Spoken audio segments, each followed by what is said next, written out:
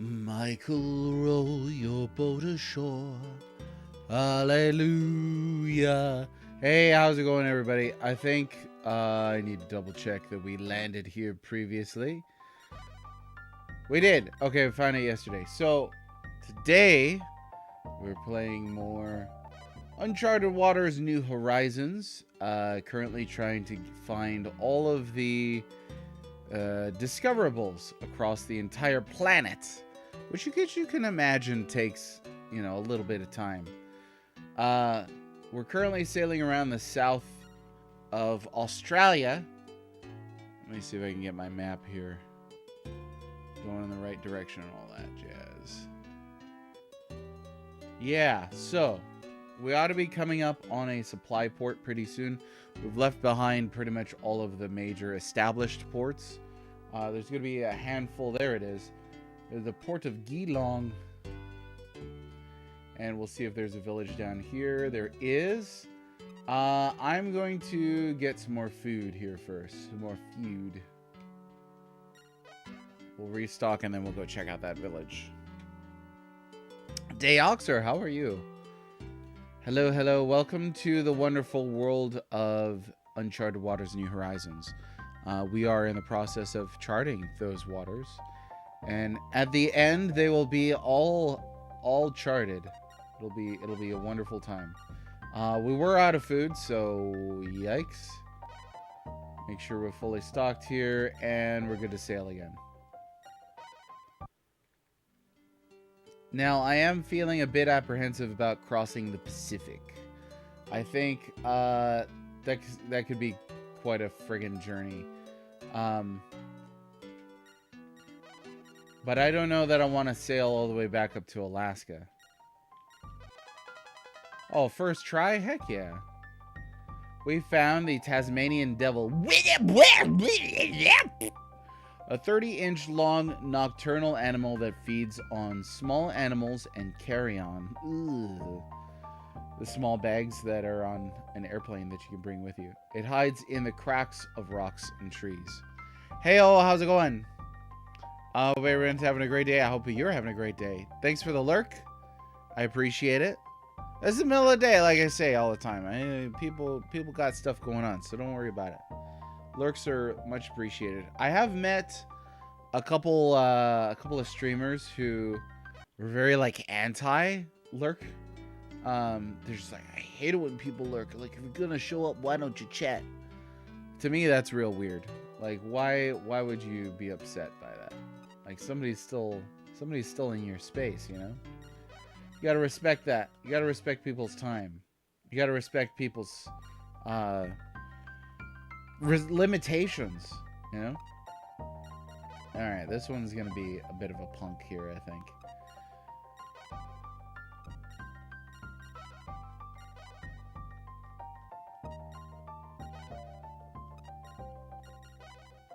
Yeah.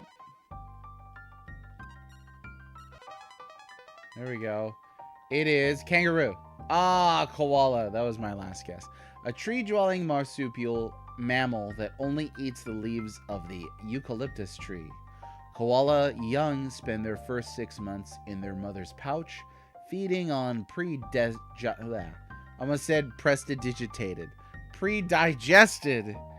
eucalyptus trees.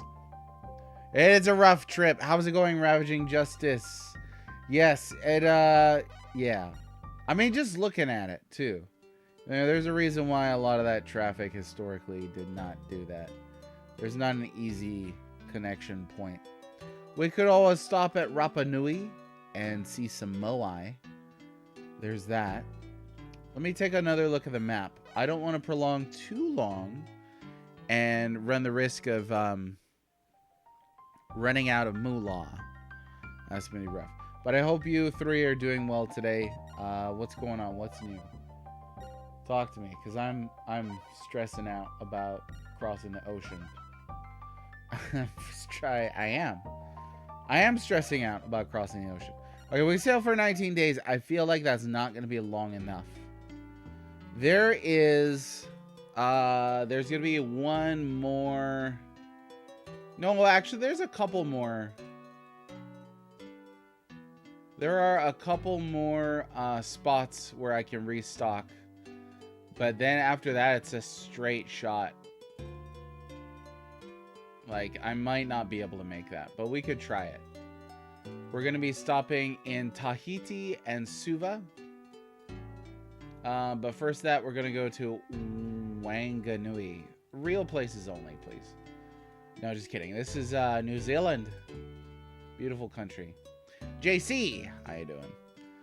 I'm a bit tired, but I figured to pop in. I hope that we can salve your exhaustion here. Maybe you'll find it cathartic for me to be exhausted from this game. Let's see. We're gonna sail. It ought to be straight in this direction. Yeah, Dayoxer, I'm with you. I think it's probably gonna be bad. But I don't know. It might be bad. This is not me sailing across the ocean right now. Like, I'm actually trying to find New Zealand. And here it is.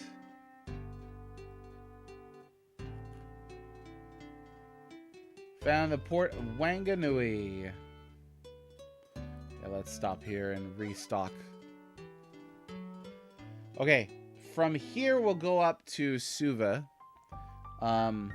And our last stop that we'll be able to make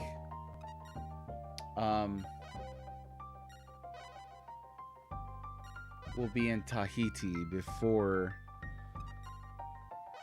we can actually get all the way across to South America. That'll be the big stretch. I mean, that was a far trip right there, but there could be a village on this side. Let's take a glance. Oh, you know what? Let's save. Because you never know what's going to happen. If a storm hits me in the middle of the sea, dead. That's it. Just straight up death. Okay, straight north. We should be able to hit Suva, but we'll see. What are the odds? I don't know if any of you are gambling folk. But yeah, I don't know if you have any semblance of what my odds might be.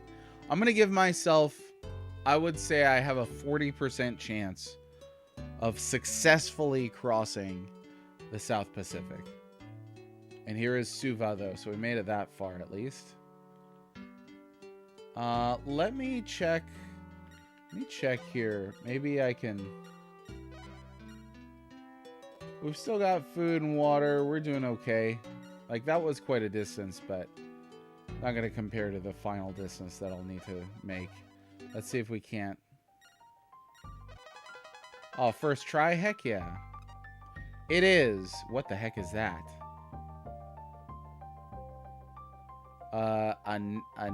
I've never heard of this. A nasiped? This is not real. A creature rumored to resemble a mouse that walks upside down using its highly developed nose. This odd creature is probably fantastical.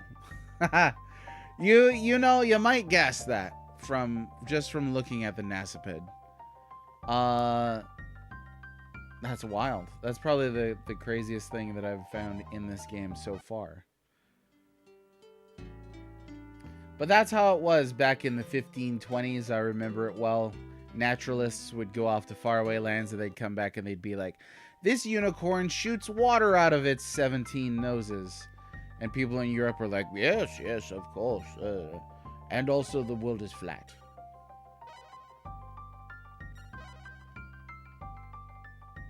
I like how they all say ahoy matey.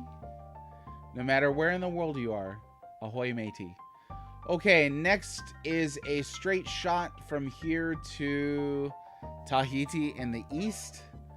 We will see if we can make it.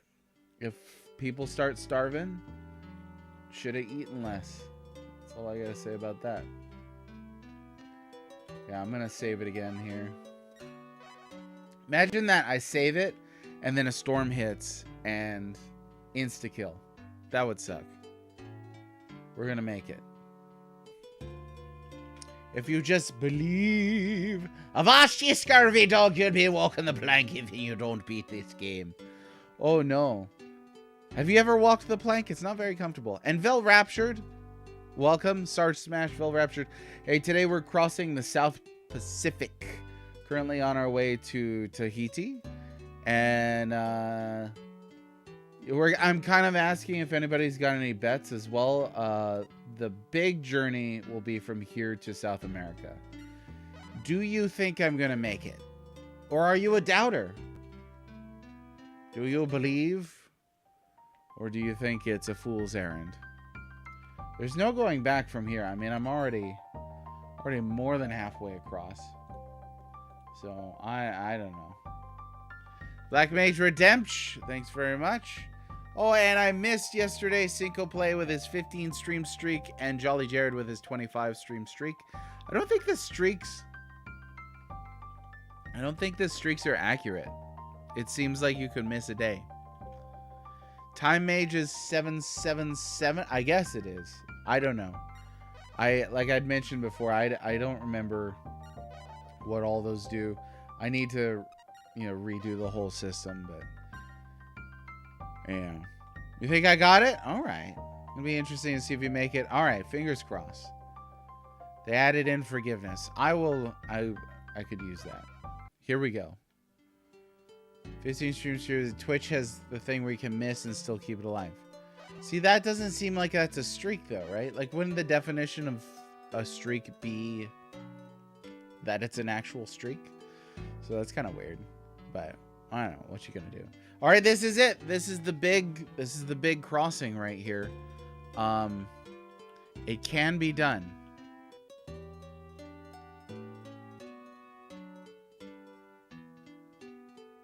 It completely undermines it. Exactly.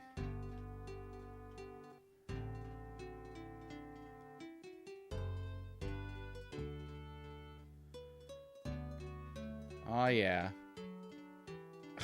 It's still going. Oh, you're still doing it.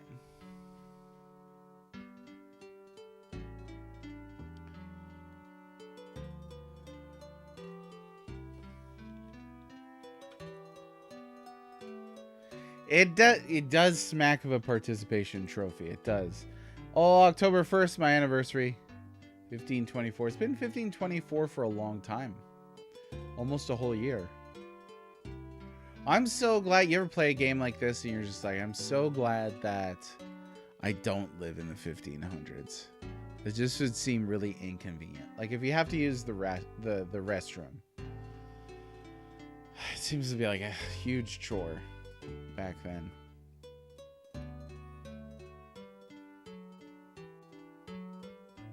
I have no idea how far we are. I mean, I guess I have a map we could check. Let me see. We are, I think, almost there. I might just make this.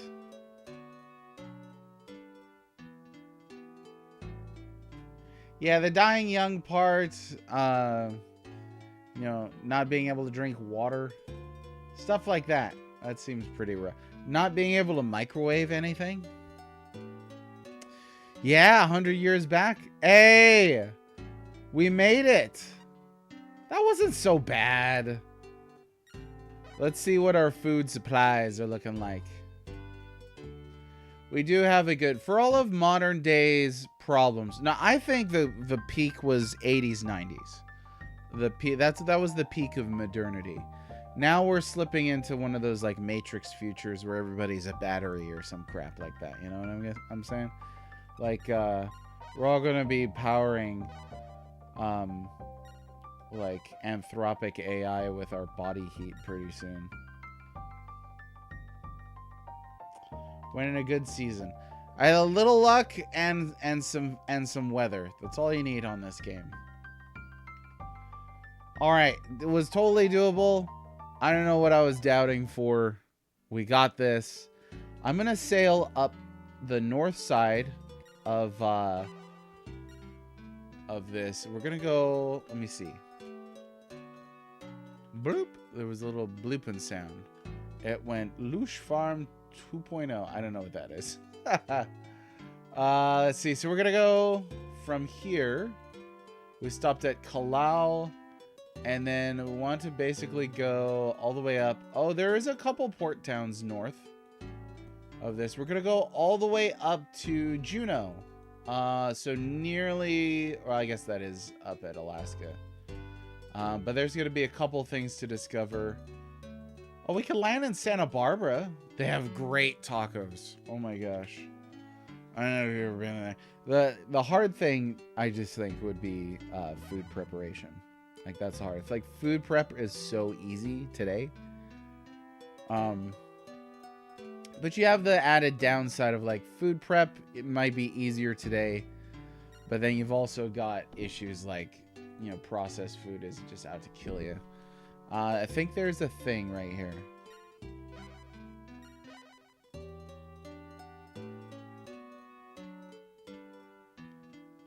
Let's see if it's there. It is there. Found a village. Nothing enjoyable about doing just this over and over again. A little mini game would be pretty cool to discover something. I don't know what, but I'm talking short, like a little micro game. Less poison in food, water, air might actually make living a physical life more enjoyable. There you go. See, like, that sounds about right. Giant tortoise. A large snow-moving tortoise that can weigh as much as 500 pounds. Its dome shell sometimes grows as large as 3 feet and serves as a protection for its elephant-like skin. Alright, well, we found the tortoise. Let's go back to the land.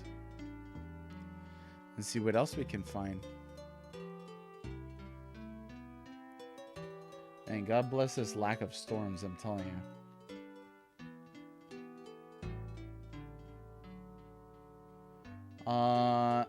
Oh, another village. Okay. I feel like we're gonna run out of food here pretty soon. Especially if this village is gonna be stupid about it. Oh, first try, and we got the big fanfare. You found Midgar. Oh, a terracotta figure. This large sculpture represents a legendary hero worshipped by local tribes. Its sculpting technique and intricate design prove that this area has a highly advanced culture. Excellent. That was perfect. One-shotted. Right there. Okay, there's going to be a port coming up right around there. There it is. Panama! And we found Porto Velho as well. Oh man, the tacos in Panama gotta be great. If only. If only. I don't think they had tacos in the 1500s either. Okay, we get our fishing music back, but there's a bit of different architecture here. Let's see if we can't sell any of that stuff that we hauled all the way. Silk cloth! Hey, I bought those for like 20 a pop or something like that, so that's a great amount to get back. Perfume, not worth so much here. Nutmeg, I think I bought for like 2.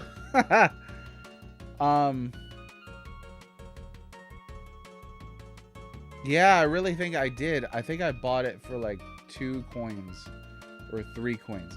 So that's a lot right there. I'm going to sell this off. And then, oh, that was silk there as well, wasn't it? Yeah, why not? We'll sell that off. Okay, and then what's their specialty here? Let's see.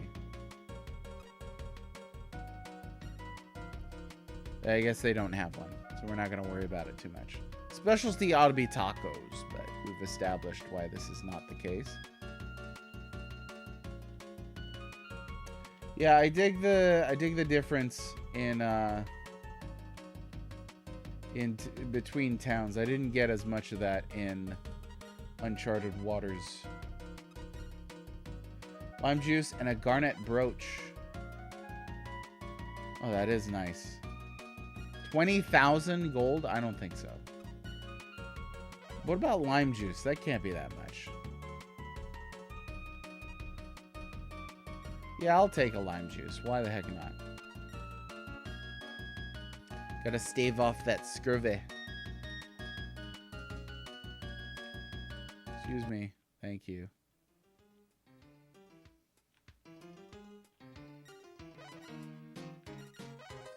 Ivan Soledad.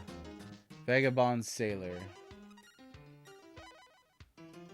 Navigator called Huxley was looking for a job in Jamaica. And nobody wants to join my ship. Darn it.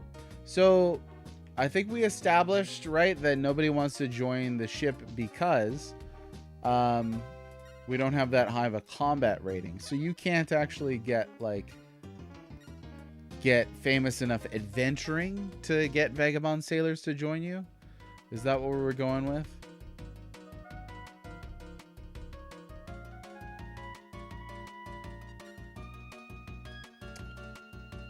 Okay, let's resupply here.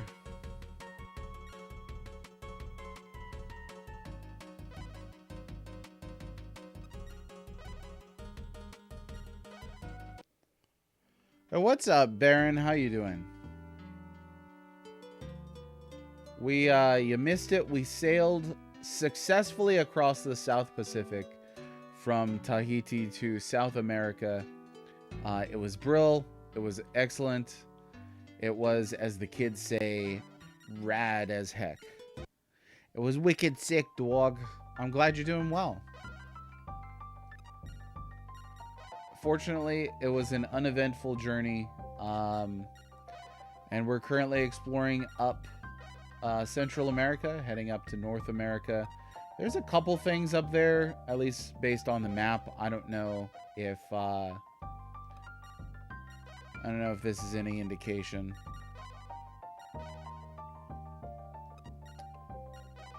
Of what's actually going to be up there. Sorry, I'm so distracted by this intense gameplay right here. There we go. Ooh, the big one. It was lit. Literature. I like literature. It is the mural of Marnalico. A mural of warriors and hunting gods. Very short description, but straight to the point. That's what I like about Central America. No random storms. And we reached Guatemala right now. Oh my gosh, Guatemalan food. There's so much. That's the best thing about planet Earth. Okay, I don't know about you. Maybe you have a different favorite thing about planet Earth. My favorite thing about planet Earth is all the different cuisines. All the different cuisines. There's so much good food around the world. I would love to, like, my dream job would be, not the Bazaar Foods guy, but like one of the traveling, like Travel Channel guys that just would eat food all around the world. Like, that sounds amazing. But I don't want to be eating like bugs and larvae and crap like that. So not Andrew Zimmern. Maybe more like Man versus Food, but like, you know, a little more exotic than just going to like Chicago for a hot dog.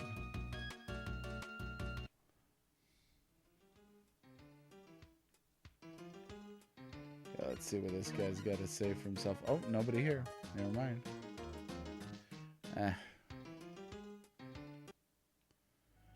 You're a mutt, you prefer fusion. Food done right is nice, but when you take that and add it to other things, bon appetit. And food is always evolving, right? So, like, I don't know how many foods or how many cuisines today exist with zero fusion. You know what I mean? And yet there's also fusion foods as well. Basic of his, but nah, this is just tutorial character stuff. Tell you what, the king of fusion food cuisines, you gotta go to Hawaii. There's so much food fusion out there. It's real good stuff. Yeah, let's see if they got any specialties here. They sell fish. We can get fish anywhere, so we're not gonna do that.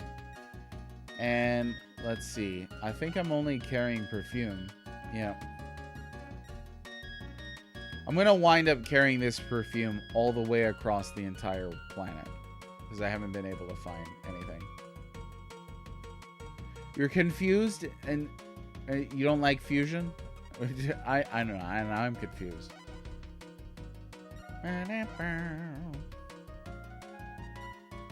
Okay, we'll be sailing away. Okay, north of Guatemala. There's a village. That's a good sign.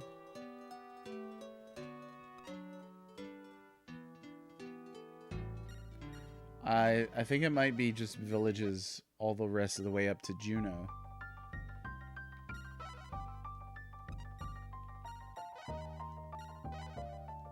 This sounds like such a Stardew Valley track right here. I think I'd mentioned that before.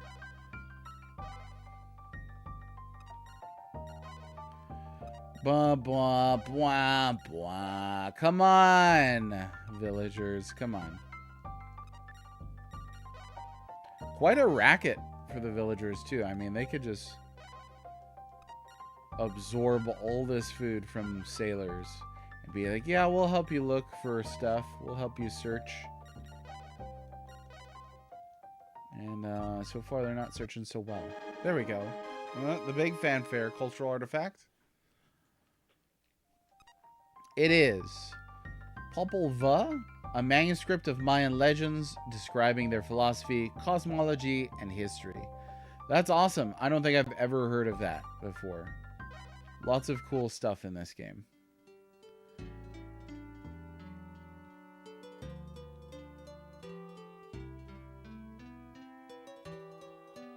Alright, next village.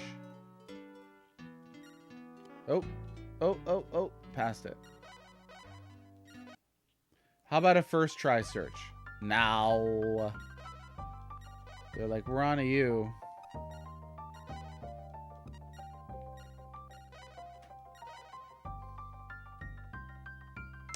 It absolutely is. I'm sure you've seen the interview show Hot Ones. They were actually had an episode with Andrew Zimmern from Bizarre Foods. And he said the number one best way to get a sense of a new culture when you visit someplace new is go to the grocery store, go to the supermarket. I think that's really cool. You can definitely get a sense of what a culture values, what its foods are like, what its traditions are like. Because everybody eats food, some more or less, but everybody eats food, and culture is so reflected in the way that people prepare it, in the kinds of ingredients that they use. I just finished eating. I'm gonna make myself hungry again. I better stop talking about food. There we go. That was a lot of food. Another cultural artifact. It is. Oh, the crystal skull. I heard Indy was digging in the wrong place. An elaborately sculpted crystal skull used for generations in rituals by tribal leaders. So cool. I remember when I was a kid, looking through a book in the library on artifacts and such, and I saw a picture of the crystal skull, and I was like, that's gotta be fake. Turns out it wasn't. Fake. Yes, first try. That's the way to go. Stone face, a stone bust excavated from Tenochtitlan. I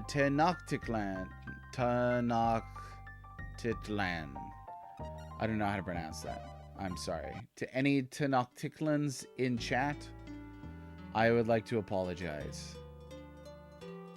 Please don't cancel me. There's some islands here. Was that like Catalina? Oh, Mr. Temper coming in at the exact right time. How you doing? How you doing, my friend? Got the mural, got the crystal skull, got the stone face. Shoot. How are we doing on food? This might actually be getting pretty low here. Yeah. Now we could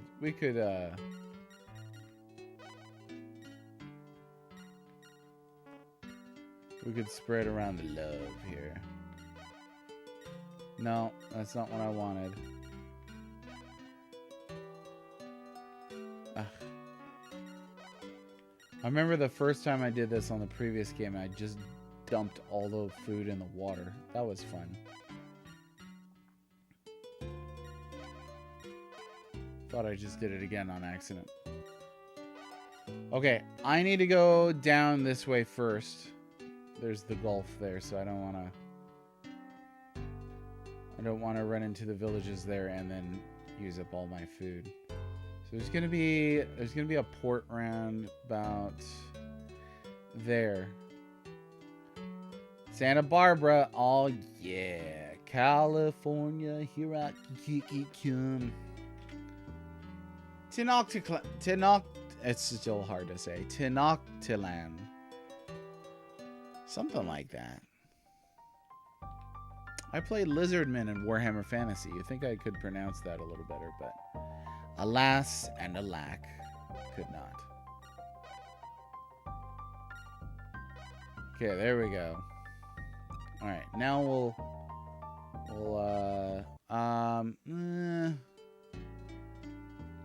you know what? We'll head up north, and then on the way back down, I'll explore that whole bay back there. Actually, I don't know what that's called. Round about where Mexico is, though. You know what? It's all right. It's okay. You can't be expected to pronounce everything correctly. As long as you're not saying Sephareth, then you're all right. At least in my book. Okay, let's see what we got here.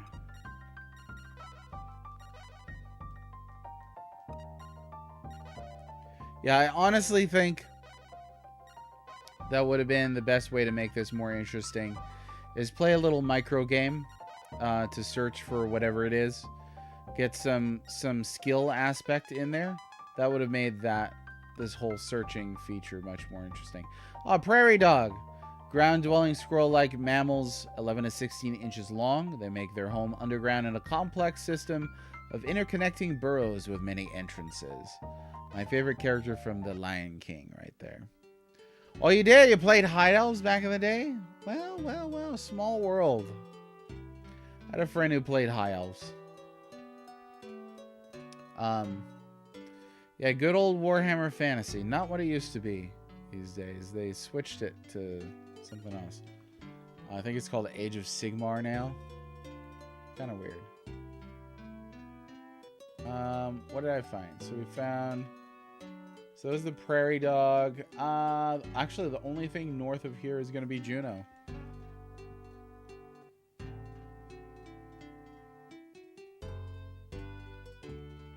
Oh boy. Gets a little dicey in there.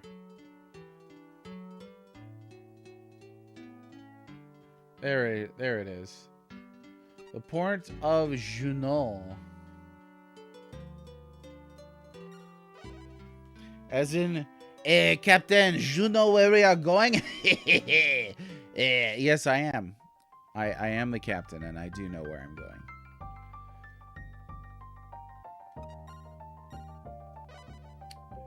Okay.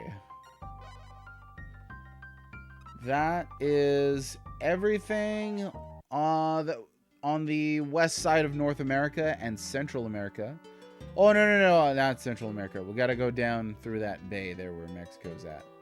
But that's the furthest north we're going to be going on this side of the continent, so that's handy. Now, we're going to need to...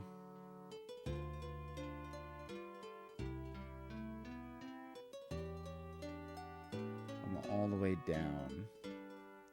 So here's something I was thinking about.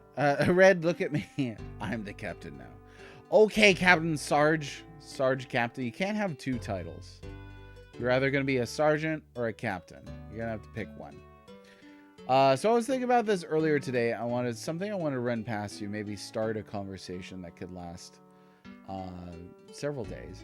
But so in thinking a lot about getting back into writing, there's some rewriting that I need to do before I re-release volume 1 of my book, and then obviously I need to get writing on volume 2, and I wanted to see about trying to involve chat more, you folks listening, trying to involve you more in that creative process, mostly by asking you questions and trying to discover what things you might value, that sort of thing. There was nothing up here, it turns out. I don't think. Yeah, completely empty. Oh, you say you're not the captain. My eyes glanced. My eyes. That's my mistake. Let's see. How far can I think I could make it all the way to Guatemala. That's where we're going to be going. All the way south. So yeah, to invite you to be a part of that process. Obviously, I don't know all what questions I'd like to ask. But very broadly, I did think of a question that is pretty broad. And that is, what do you think you personally would value most if you picked up a book on Super Nintendo RPGs and you turned to the chapter on your favorite game? What would you value most in terms of what you could get out of that chapter? Like, what would you want to see in that chapter? Do you think you would value a discussion of the gameplay systems, or personal anecdotes, or sort of philosophical reflections, or an analysis of themes? So I think one challenge that I had writing this book is there's obviously a ridiculous number of things that you could say about a game. I tried to avoid writing something that, to me, seems like something you could read on the back of a box. Or online, for that matter. Like, if you wanted a basic kind of rundown of what a game's systems are, obviously you could get that anywhere. Like, you can look up the manual, you know? So that kind of explains the personal angle. But in talking to a bunch of different people about the book and in reading some comments on the book, in which I didn't have the capacity to respond at all, it was interesting to note that there are different people who, I guess, anticipate different things in a book, or look for different things in a book, and that sort of thing. Lore that might be missed about characters. That's interesting. Just says, heads up that going through the Strait of Magellan can be tough. Lots of random events can occur there. Save before you go. Okay, is that around the Horn? I don't know if they call it the Horn. Is that around the bottom of South America? Yeah, how's it going, Aegis? How are you? Welcome to the chat. So there's a one response to that question from Baron Redwing. The question again was, what would you look for in a book if you turned to your favorite chapter on a game? What would you look for first? Lore that might be missed about characters. I'd love to hear a little more about what you mean by that. Do you mean backstory, character development, underrated features, all that sort of thing? Renji Kupo, how's it going? Thanks very much for taking the time to respond to that question. I appreciate that. I see you're also a first-time chatter here, so let me say welcome. So you said maybe deep dive on the theme or the design planning from the devs, if that info is available. Those are both great, and you might be surprised that in many cases that info is not available. Are we acquainted with each other, Renji Kupo? I could give you a little bit about a little bit of background on what we're talking about here. Molendo, we'll go ahead and restock. Baron also says insight from the reader on how they saw pivotal moments in the story. So insight from the reader, that would be like maybe polling the audience or something like that. I'm glad you feel focused and happy, Aegis. The stream is wonky. Uh-oh. Yeah, that's rare to find. Yeah. Well, I appreciate that, Renji. So, last year I published a book that is due to be republished. It's sold out now, so I'm sorry you can't get a hold of it. But it is the definitive book of SNES RPGs Volume 1 by Moses Norton, and I will be republishing Volume 1 as well as publishing Volume 2. That is every SNES, not Super Famicom RPGs. So about 46, 47 RPGs. Released officially in English during the time of the Super Nintendo. I basically wrote essays for each game that focused on things like themes. I think a key question for me is asking, what is this game about? What is it trying to say? What does it mean? It was a lot of fun to write. It took about 3 years. Lots of research went into it. I didn't get everything right. It was a 555-page book, so beg your pardon that it wasn't perfect, I guess. But it's a chance for me to republish and fix a couple things and do a bit more research. But you're spot on that some of those things were not available. There are, you know what? We're carrying a lot on that ship. There were plenty of games in which I couldn't find hardly anything. And that's not just looking on the internet. I did spend time trying to find physical literature that would have information on the game. Magazine coverage, interviews in magazines, any kinds of newspapers or announcements or insider information. And there were a lot of games in which it was completely blank, like almost nothing. I'm trying to think of a game that I did cover in Volume 1 that had barely any information on it at all. As I recall, Brainlord actually might have been one. I don't know if you've heard of Brainlord. Valparaiso. Brainlord was hard to find information for. But that's actually what we're doing on this channel, as we're playing through every Super Nintendo RPG. This is Uncharted Waters New Horizons. Let's see. For lore, I mean anything that might be subtle about a character, like an item that ends up in their inventory after a certain scene or things in their house that speak about them. Insight from the writer. Oh, gotcha. Yeah, I think insight from the writer, especially if you're writing essays, you know, inject some personality into it. I didn't want to write something that anybody else could write. Hard to find deeper info on these games. Always fascinated by dev history and stories. Absolutely. Dev history is cool too. Reasons why something wasn't or was included from the scenes. Yeah, wherever that's available, I think it's really interesting.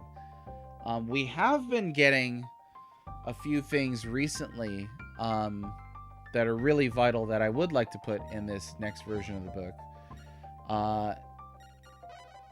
Something like an interview with one of Square's. Hey, thanks for the follow, Koopo. I appreciate that.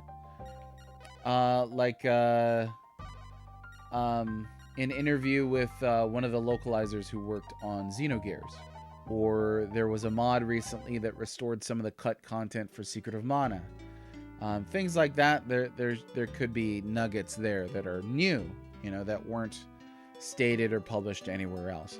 Well, let me go ahead and save because it had been a while. Let's see. Wonder what wealth of info there is on Japanese sites. For sure. Gotta be plenty of things. Okay, I think we can make it through here. I'll have to go out. Anyway, found a village. Deeper philosophy is cool on plot points. Sometimes, though, the author can just be like, it sounded cool. Yeah. Yeah, that's what I wanted to avoid. I wanted to avoid something that was just like, hey, this is cool. You know, not in like a, hey, this is novel, this is neat. But, you know, to kind of boil down the meaning of a game into it's just cool seems to me a little unfair. Yeah, interviews with devs. That would be cool. There were a couple people that I reached out to. They're really hard to get a hold of. I reached out to Woolsey, Sakaguchi, Robert Gerald, who did localization for the Quintet games. Reached out to a couple people for insights where I could, but I couldn't really secure an interview.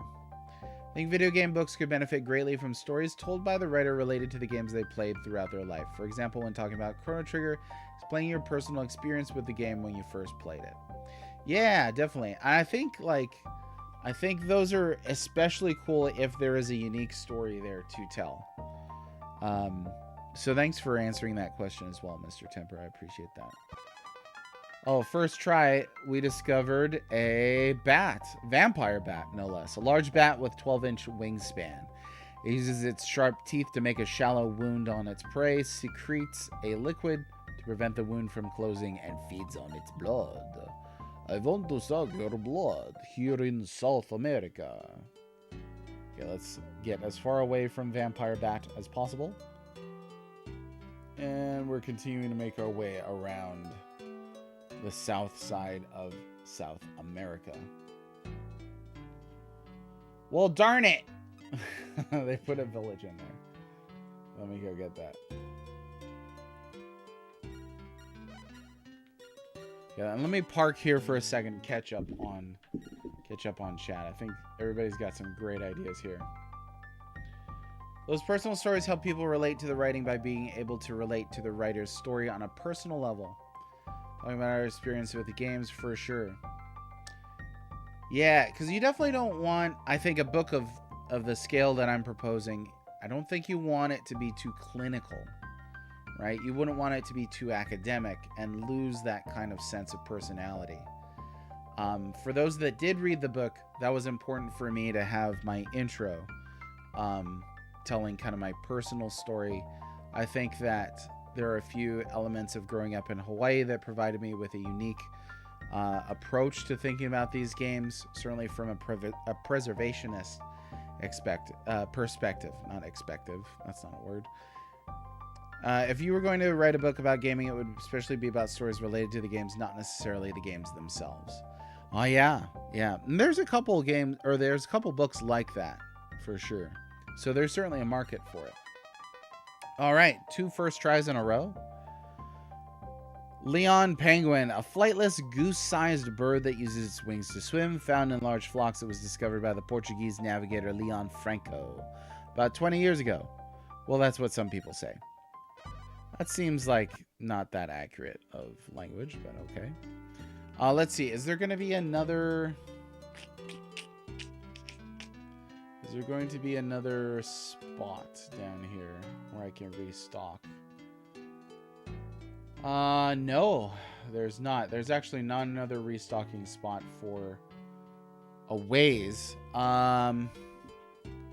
Okay, it's real narrow in here. There's some events, so we're gonna save real quick and see if we can make it through without any incident. We are back in the Atlantic, ladies and gentlemen, so we certainly made it. No events for me. I guess I'm getting rather lucky. And we should be hitting a port. I guess it's a ways yet. Whoops.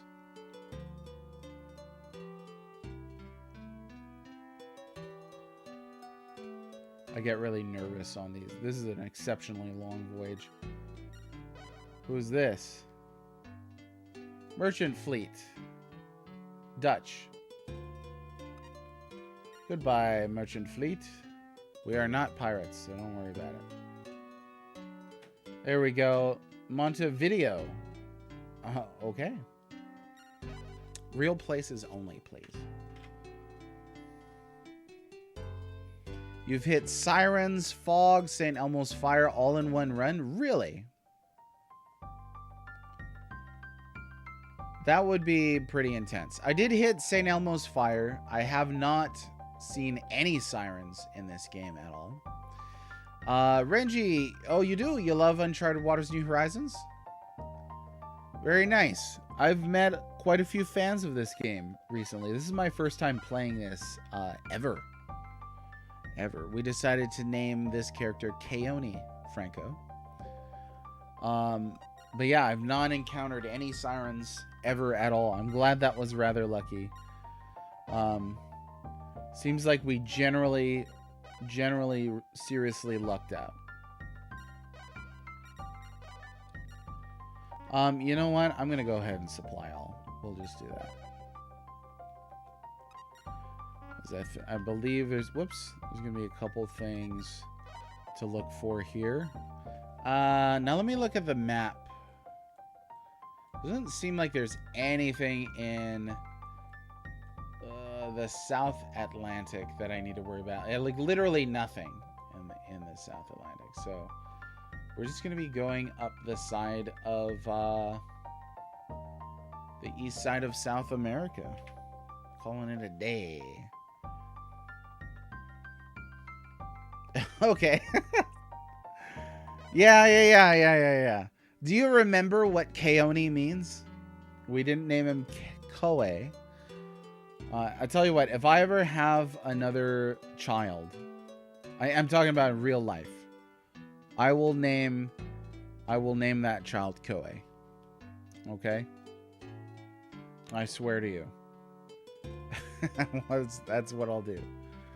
But no, Keone. Come on. Keone was the name that we went with. Let's see, there's a village. It's Hawaiian for pork. No, it's not. That's close. I've had a vasectomy. I have not. I have not had a vasectomy. Virile as the day is long, my friends. No, just kidding. Baron, how's it going? It does mean John. It does mean John. How's it going? Mr. Thou, how's it going? And Merry Christmas to you as well. We're going to land on this village on Christmas Day. And imagine if we found Santa Claus here. Santa Claus in South America. Is that some kind of Dragon Ball Z thing? Oh, yes. It's the most famous thing from Hawaii ever. Dragon Ball Z. You can maybe imagine my confusion watching Dragon Ball Z for the first time in the mid-90s. And being like, why did he say Kamehameha? That's our founding father. It'd be like if you saw an anime, and as they shoot a laser with their bare hands, they're like, George Washington! That would be weird, right? It's exactly the same weirdness. Clay monster, a clay figure of a monster with a large head and fangs. Cool. We found the clay monster. George Washington. Let's see. There is potentially another one up here. So let's go take a peek. See if we can't find it.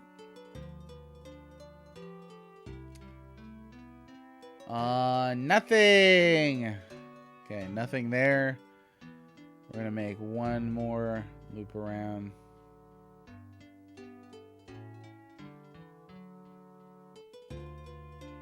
So far, nothing about Atlantis. That's our goal with this character, is to find the secret of Atlantis. But so far, absolutely nothing. And nothing there as well. So, what you gonna do? Well, you turn around and sail back. That's what you're gonna do.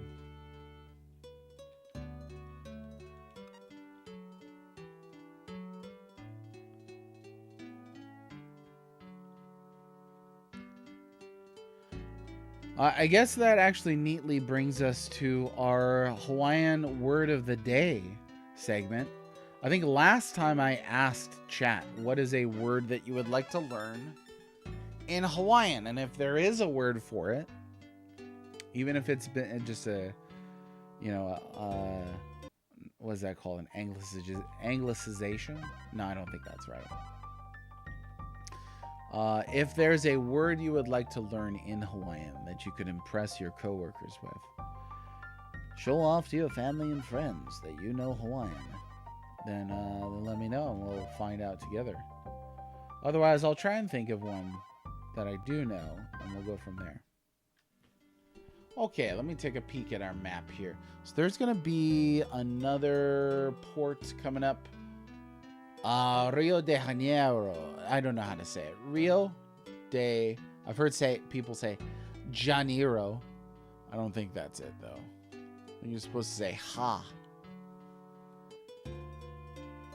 But it's one of the Rios. That's where we're going. Right around there. There you are, Peter. Oh, and it's a major port, so we'll see if we can't offload anything. Maybe pick up some stuff. Wish I had my bookkeeper still.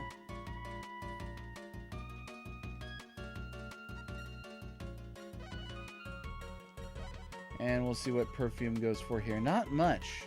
Not much.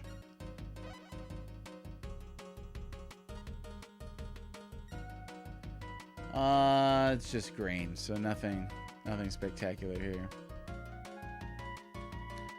We're on the world in 80 days. We have definitely, it's taken longer than 80 days.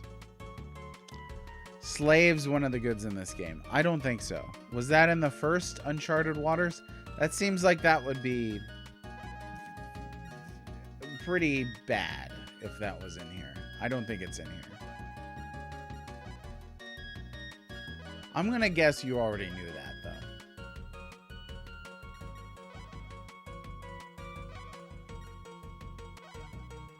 There is human trafficking in one SNES RPG, though. And I mean it literally like that. It certainly is possible, yeah. Do you know which Super Nintendo RPG it is that had a human trafficking trade in it? It is neither of the Uncharted Waters. It certainly would. Certainly would. Sadly. I'd like to think Keone wouldn't do that, though. Keone Franco. It's an ARPG, yes, it is. Which is a type of RPG, right? it counts. Pernambuco. I bet they got great tacos here. Oh my gosh, tacos. All right. Porky Franco. I think that means that Sarge Smash knows which game it is. He's not telling. Where they go? Oh, that's kind of weird. I'm at the cafe. Neither of them want to talk to me. Oh no, I'm not at the cafe. I'm at the inn. What is not Earthbound? I don't think. Struggling to remember. I don't think that Earthbound had that in there. That would be pretty intense. Big Joe, you know of when at least handwritten is. Oh shoot. Well, I'm sorry to hear about that, Major Rage. I hope Scarlett feels better soon. As someone, I have one kidney.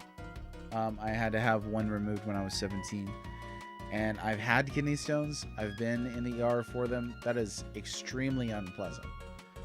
Extremely unpleasant. Best I could say is hydrate with water as much as you can. Pretty sure it's Illusion of Gaia. You are correct. Illusion of Gaia. Yeah, there was human trafficking with children in that game. Some seriously heavy themes. We're not sure if any of them count as humans. Yeah, they gotta be humans, right? We're not talking about like orcs or anything like that. Keep the water bottle full for sure. Yeah, that's what's helped me most. I mean, I used to have, like, in college when I was really active, I used to have one like once a month. Awful. Spent a lot of time talking with urologists. Just not fun at all. So I hope that tortoise shell, huh? I hope that that clears up for her. It is very much unpleasant.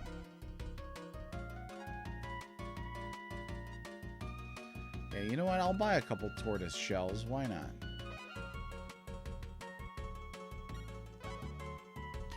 Can't hurt that bad. What other games were you thinking of, Mr. Thou? I can't think of another one other than Illusion of Gaia. That was pretty much it. Yeah, let's see. Cisco. Vagabond Sailor.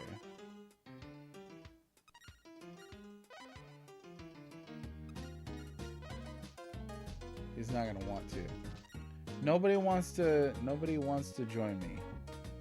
That is definitely too bad. I think we're still okay on crew. Let me double check. Looks like we haven't had any deaths. So that's great. Yeah, like I get she had like a hypnosis crown on and she was a magic experiment and things like that. I don't know if I would count that as like a slave industry or a human trafficking industry or anything like that. So, yeah, please pass on our well wishes, Mage. Hopefully that clears up soon. It's, yeah, having gone through it, extremely unpleasant. Well, we'll go ahead. No. We're not gonna do that. There we go. And we'll sail off. Yeah, more a plot point. It's super couched in fantasy stuff too, and it's also like one person, so not quite the same thing. That reminds me of a meme that I put out. I hate it when memes go viral because I'm like, I wasted like go viral, quote unquote. I hate it because it's like I barely spent any time on this at all, and you know, it had to go ahead and get popular. I don't like that. But it was a meme that was like about time travel in Final Fantasy. There was time travel in Final Fantasy 1. How many games can we collectively think of in the Final Fantasy series have time travel?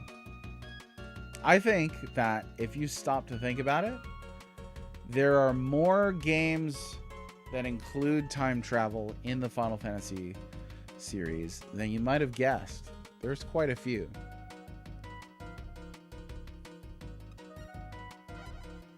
And I know that you know that I'm thinking of Chrono Trigger 1.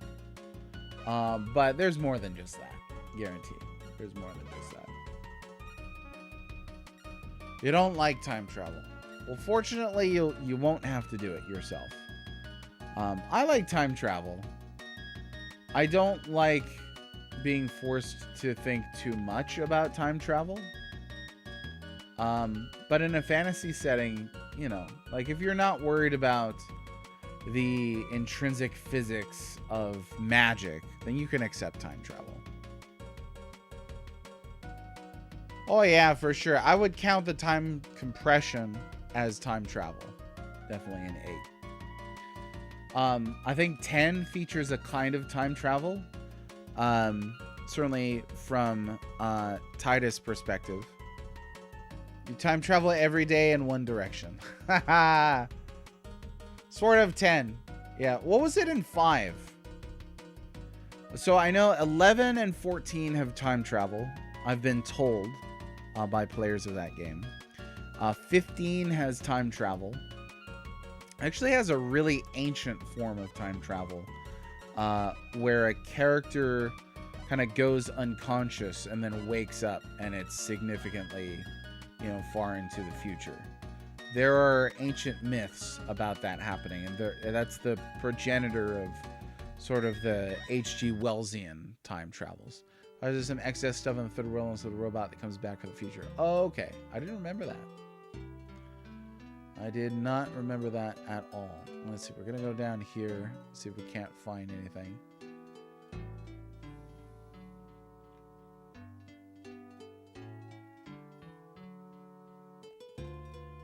I don't quite have a hang on how far we can spot things.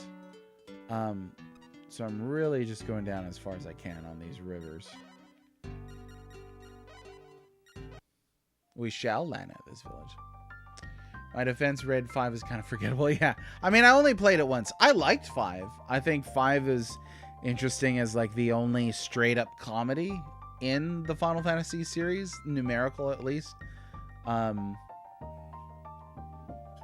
Like, or you could say it's the only Final Fantasy that knows it's a comedy. There's other Final Fantasies that have comedic moments, but I think that one is structured like a comedy. Didn't find anything. I do like 5's job system quite a bit, but I only played it once, so I don't really remember too much about it.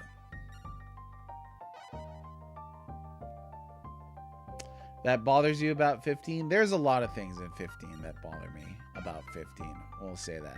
So what would we say? We said 1, 5, 8, 10, 11, 14.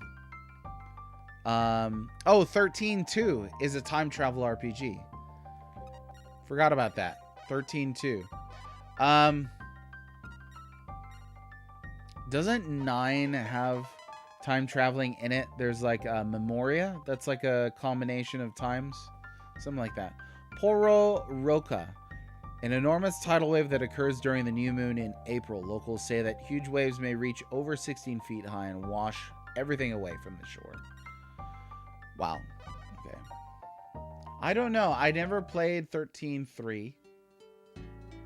Craving cup noodles all of a sudden? I don't know what could have put that in your mind. Yeah, there it is in 11. So, I mean, there's a significant amount. And obviously, Chrono Trigger, the greatest Final Fantasy game. Chrono Trigger is, of course, a time travel game. I started 13.2, and playing it, I was like, you know what? I think I might like this. I might wind up liking this more than 13. But I did not finish it. I'll have to get back to that. I really think that whoever was in charge of characters in the 13 series really created some boring characters. Going back and trying to play all that, like, oh, okay, we did find a village. I'm gonna have to plunder this one because I'm probably out of food by now.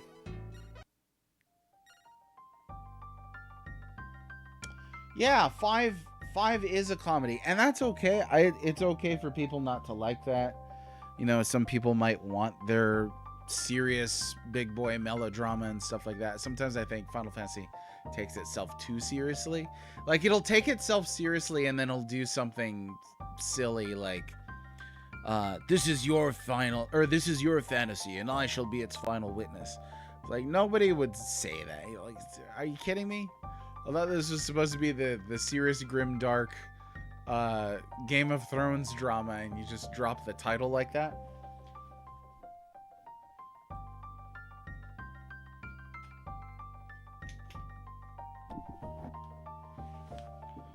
But I say it.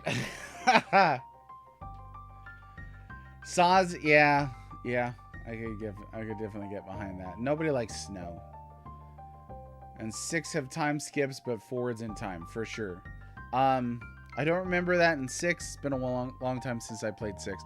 But I think that explanation I gave earlier of the earliest progenitor stories of time travel, of falling asleep and waking up in the future, that's Final Fantasy 15. Form of time travel.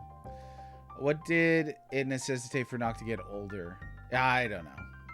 There wasn't really an ending anyway. It was just kind of do a quick time cutscene and then boom, the game's over. I don't know. Which localizations didn't try to make every Dragon Quest a comedy? So are they less comedic in their original language? I've never played a Dragon Quest in the original language. Oh, super cringe. Very cringe.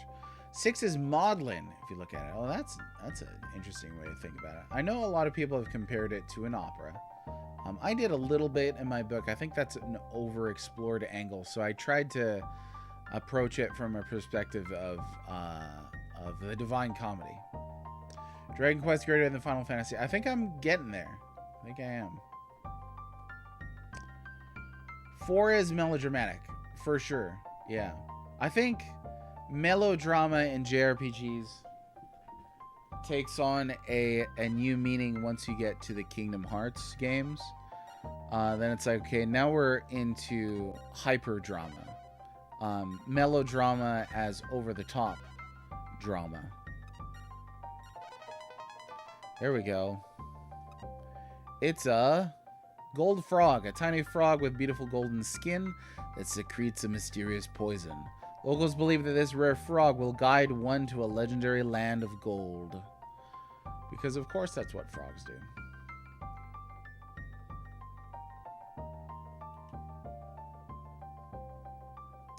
So, aside from goofy spell names, accents, and enemy puns, are there not like comedic situations?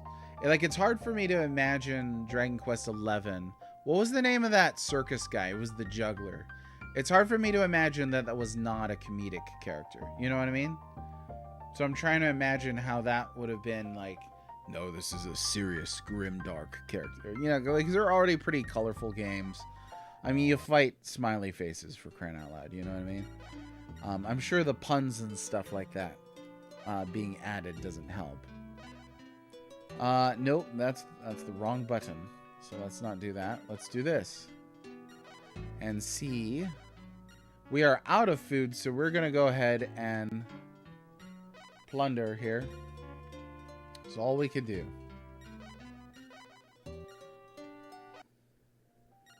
Sylvando, yeah.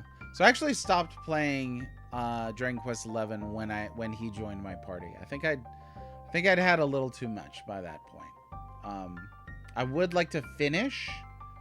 I would like to finish that game.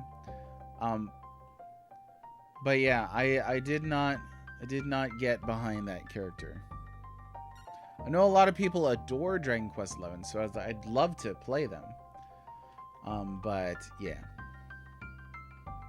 Do like me Dragon Quest 1. Okay, plunder. Sorry about this, fellas. Villagers counterattacked. There we go. So that's the first time that actually happened to me.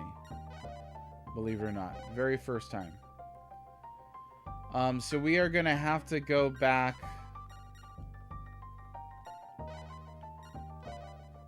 Whoops. We're gonna have to go back and stock up on food. Whoops. And a few more sailors. Oh, they killed a lot of sailors. We got Captain Cooked there. Yeah. At least the food lasts. Like, the sailors can be replaced, but food? We cannot.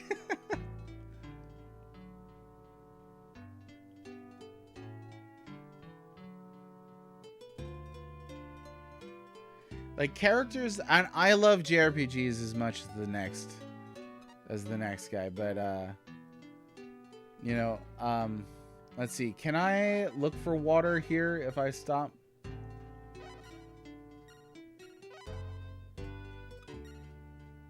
I guess not. I don't know if I'm gonna make it. Might not make it.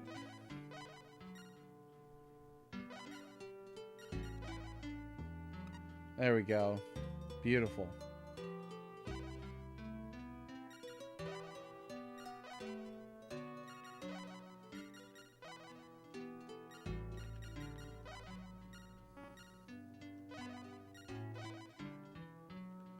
Ooh, I thought it was done for there.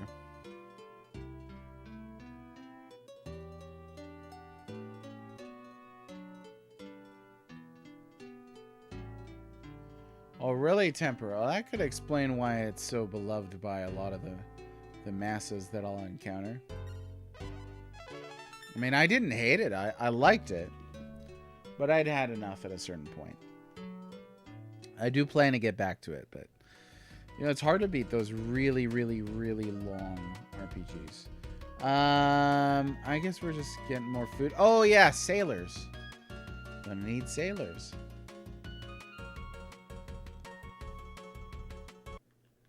Ba, ba, ba, ba, ba.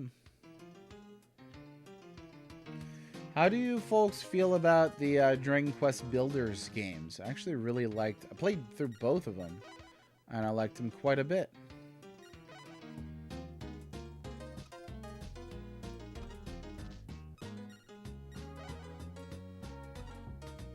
$23 dudes. Heck yeah. Okay, let's get this back up to 15, I think it was. Yep. And then we could go for 40 here. And we'll do another 40 here. No, no, no. There we go. All right, we're back. Never tried them. First year was too short. That's the only complaint. Yeah, at least there's a sequel, you know. I blew through Dragon Quest Builders 1 for sure, but then spent a lot more time in the second one. A lot more. Okay, we're saved up. We're good.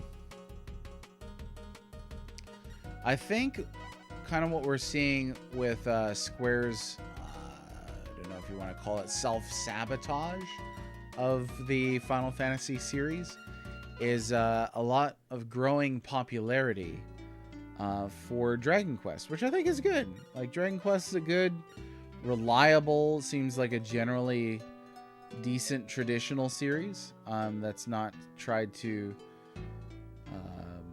rediscover itself or reinvent itself, if you like. Okay, let me see here. So I have been... That is not helpful at all. Not a helpful map. I don't know. Might save here.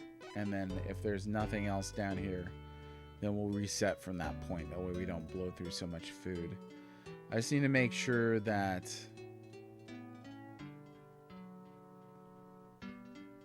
hit up every direction.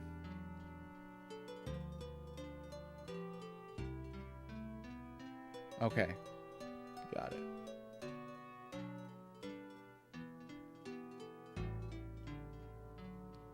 That makes sense. That makes sense, James, because yeah, when we were youngins, you had a new major Final Fantasy every year. I think they made a new Final Fantasy every year since 1994. 1994 through to what, like 2001 or 2002, something like that. That's pretty darn impressive. And look at, those are shorter games, sure, by a modern perspective, but okay, so there was nothing.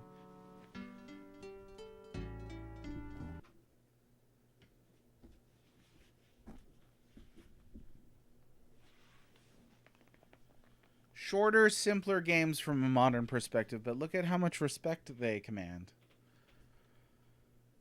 But I didn't see that report. Could you DM me that, actually? I would be interested. I'd be interested to know.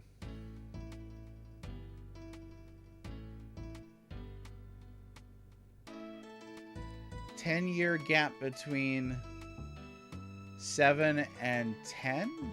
That can't be accurate, right? 7 came out in 97, and then didn't 10 come out in like 2001 or 2002? Something like that. Yeah, if you can find it, let me know.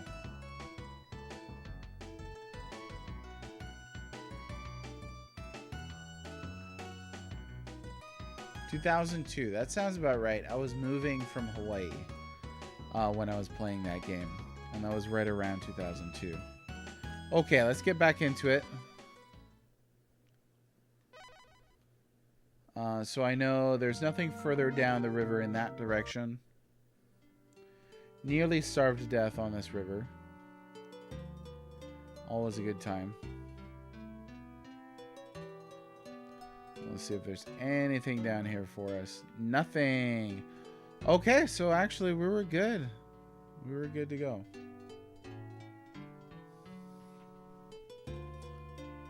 Oh, Well, I guess I could go down here.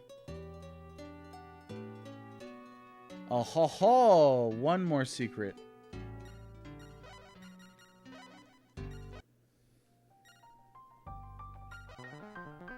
Being attacked by a monster and it ate 22 members of our crew. Oh, friggin' snakes, man. The last snake ate like 15 guys. This snake ate 22. An anaconda. My anaconda don't want none that you got. No, we're not gonna go there. A gigantic serpent. Adults may grow 19 feet long and weigh as much as 235 pounds. They are found near the water and crush their victims by constricting them in their coils. Ah, nah, monster.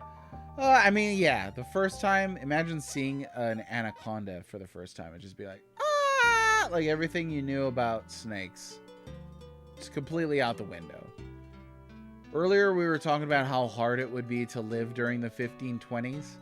But that would be one of the difficult things. Like, you're just existentially shooketh by the discovery of a snake that big.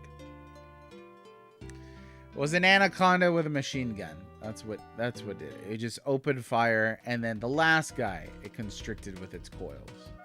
You gotta watch out for that. Okay, let's get some dudes back.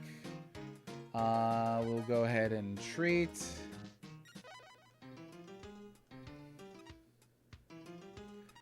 Maracaibo, we're gonna get there.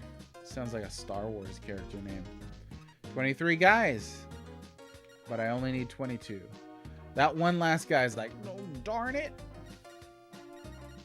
15, and then we'll get this up to, we can do 40, and this one here, 39. There we go, beautiful. Easy peasy. Oh, there it is. Hey, thanks very much, James. I appreciate that. Young gamers in Japan may not be forming the same attachment to Final Fantasy Dragon Quest because modern dev cycles are as long as their childhood. That makes so much sense. It really, really does. Enormous sense. Man, we missed out on a lot of stuff in the along that river there. Oh, one of my favorite things, the Archaeopteryx, was not on the river for me. That's unfortunate. I've been a huge fan of Archaeopteryxes, Archaeopteri, since I was a kid. So missing that seems unfortunate. What kind of wussies are you hiring that 22 of them get killed by one snake? That's what I'm thinking. You know, I don't know. Thanks for posting in the Retro RPG group too, by the way. We recently hit 1,000 members. Very happy about that. I don't really have any plans for that group. So whoever does stuff there, thanks for being there. You know, thanks for doing so. Jolly Jared, how are you? Maybe they faked their death. Yeah. They're like, joining up with this snake with a machine gun has got to be better than starving to death with Keone Franco.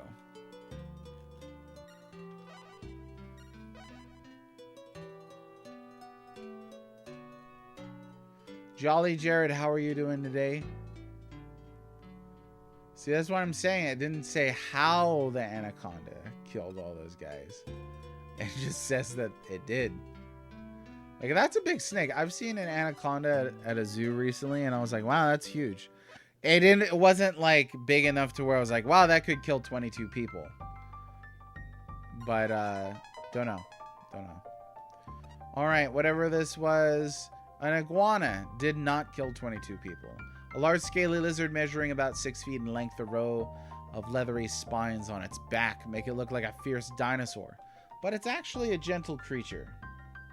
22 armed people, yeah, who are like hardy, tough sailors. These are not like, this is not like the crochet team. Uh-oh, we're going real slow. Oh, okay, the game was just loading. Whew. Oh, yeah. Wasted away again in Margaritaville. We're going to land in Margarita after we do this village here. I don't know. I would rather go to Margarita than Caracas. Just going to say. First time, we discovered a plant. Cactus. A spiny, fleshy plant that grows up to 6 feet tall. This unique plant is well adapted for arid environments. Yeah, let's go ahead and land in Margarita.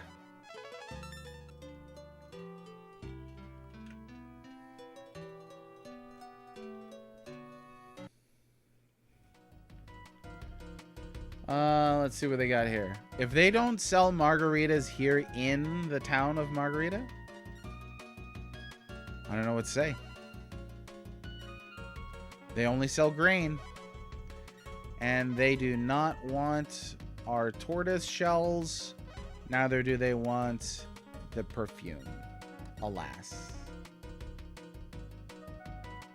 We could always dump our money into investing here. Actually, I haven't invested in any ports in this game yet.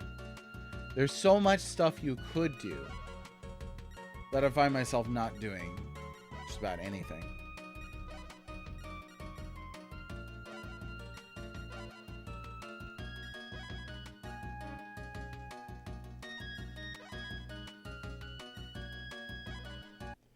Okay, let me see here. So there's quite a few things to find along this route.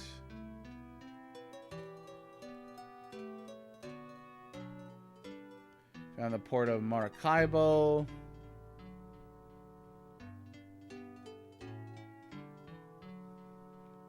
Found the port of Cartagena. And we already found that one previously.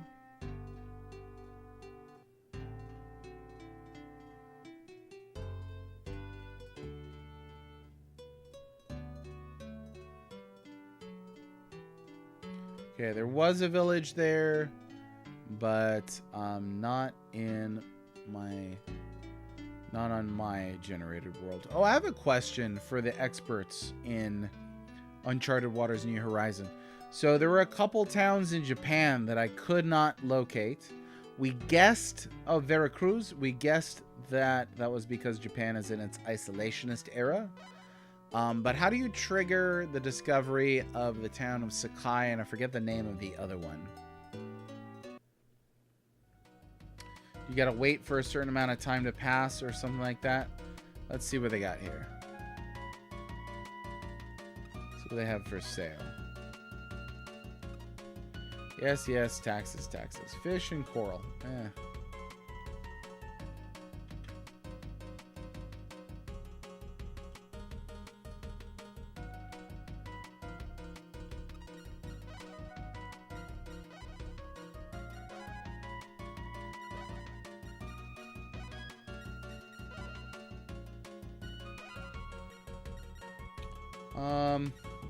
I mean, I guess we could have just filled them all up. That's fine.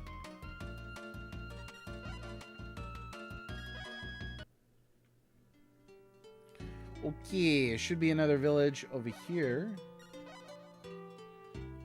If not,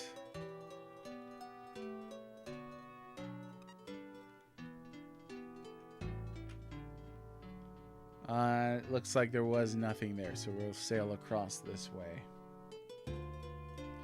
There's also a big magenta bar across these upcoming ports, so I don't know if there is anything here or not.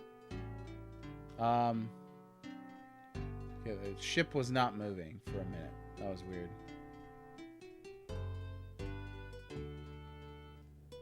Oh yeah, Havana. Okay. And then, whoops, did not mean to go down that far. We found the port of Santiago. Should be one more port right about here. Jamaica. Well, you know what? We'll go to Jamaica. What the heck?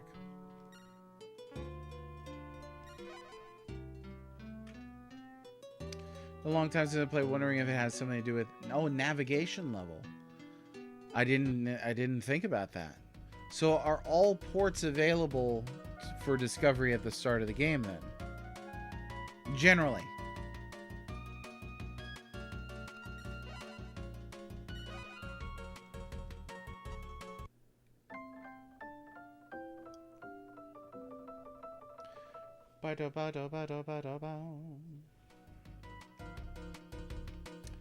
Can't wait to get back to Europe and make all that money from these discoveries. It's gonna be so much.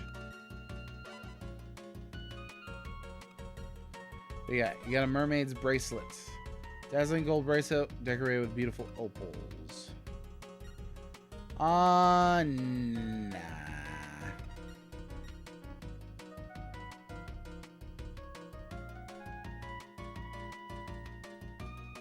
Oh, you used to be, you used to chase down the Pirates of the Caribbean. It sounds like fun. I really, I should have gone with Catalina for my character. Did a lot of pirating. That could have been fun. Richard Huxley. He sounds like a guy from Jamaica.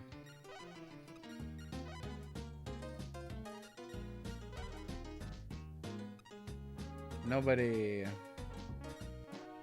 I'm really a nice guy, though, Jack Sparrow. Never heard of him. Oh, they drink the coconut milk here. Okay, I think we're good on that.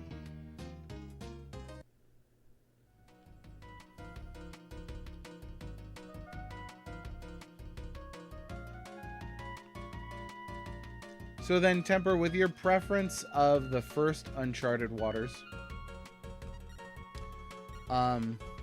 how many times have you played this one? Have you played through all the characters, or you just do a handful? Yeah, I mean that's honestly the only thing we could think of. They were the only ports on the map that I could not locate. Oh boy.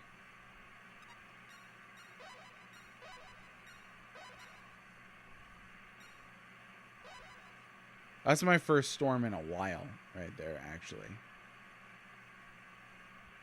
It had been a cool minute.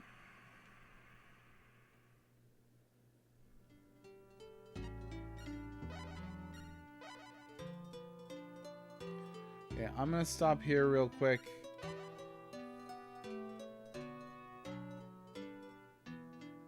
Oh, you only played a couple hours of it? Really?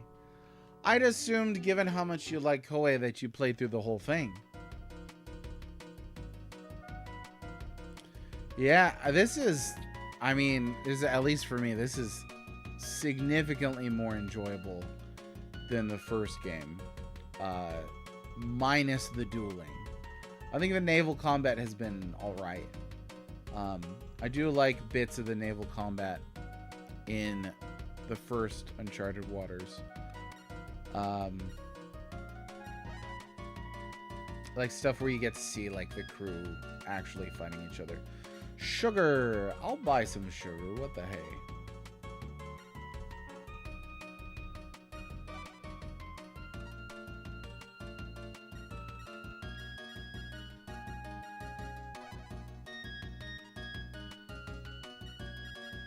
Okay.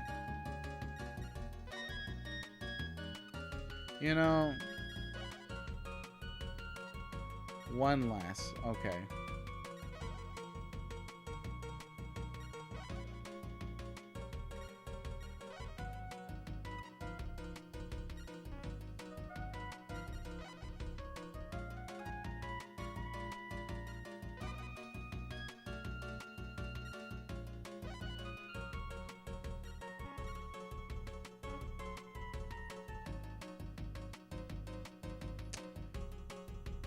Oh, so it's been since you were a teenager, huh? I cannot imagine speedrunning the first one. I mean, dueling I get, but like just navigating in the first one is a pain. This one's so smooth. So smooth. Pan, I wonder if there are event triggers. Yeah, that's what I was thinking, right? There's got to be some kind of trigger that opens those up. I don't know what that could be. Maybe you got advanced to a certain point in the story or something. Some kind of soup. I don't know.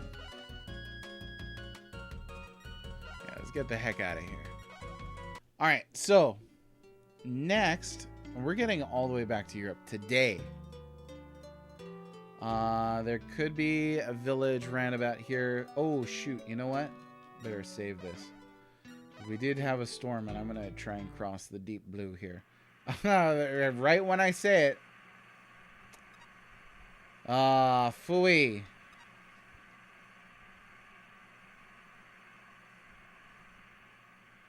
Okay, so that's not going to work for me.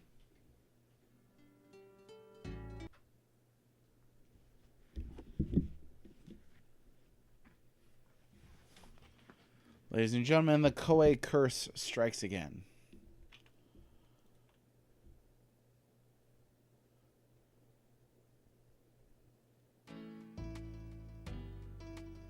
Bum, bum, bum. Bum, bum, bum, bum. Bum, ba-dum, bum. Bum, ba-dum, bum, bum, bum, ba-da-dum.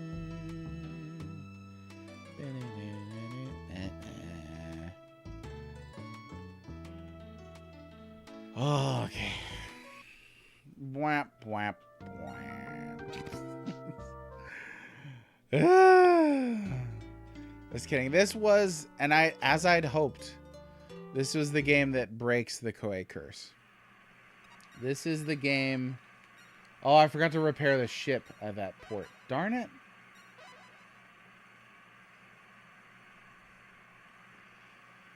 And I had a feeling it would. I really did. So the Koei curse, if you're new and you haven't been around since when I was playing Inendo Way the Ninja, I really did not like that game. I don't think it's the worst RPG on this system. I think that privilege goes to... Oh, no!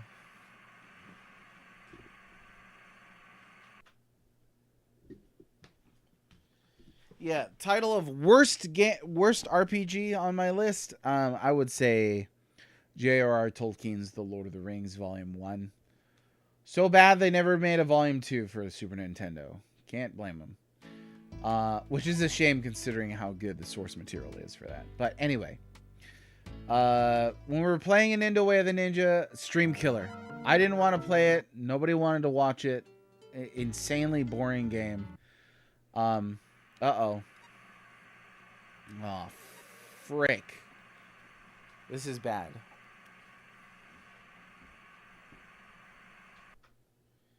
You know why? You know why it's doing this, huh? This is because I'm besmirching the good name of Koei here, and now they're like, oh yeah? You haven't played Oh No before? I'm sure you have. I'm sure you have. Oh, it does hurt the heart. It does hurt the heart. I don't know. That's a good question. I sailed for... No, because I got back to land on a previous. It's not giving me good RNG here. Like, I got back to land just fine. See, like that right there? And I'm going to save right here. We'll just save every tile. There we go. That's much better storm RNG. Let's land in Santiago. I might have some lumber. Actually, I think there is a ship carrying some lumber. Let's check that first.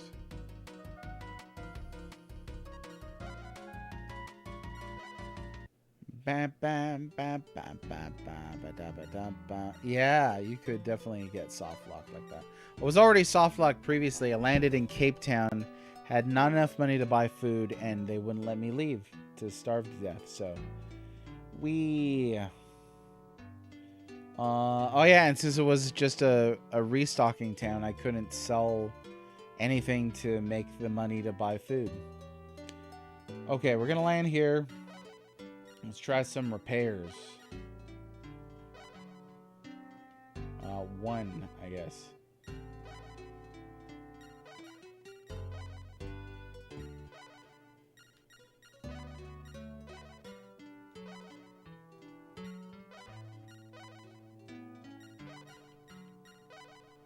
There we go. That's a lot cheaper than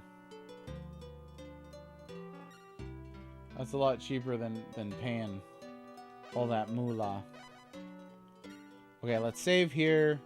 Now the trick is we got to get back to the mainland and then sail up the coast.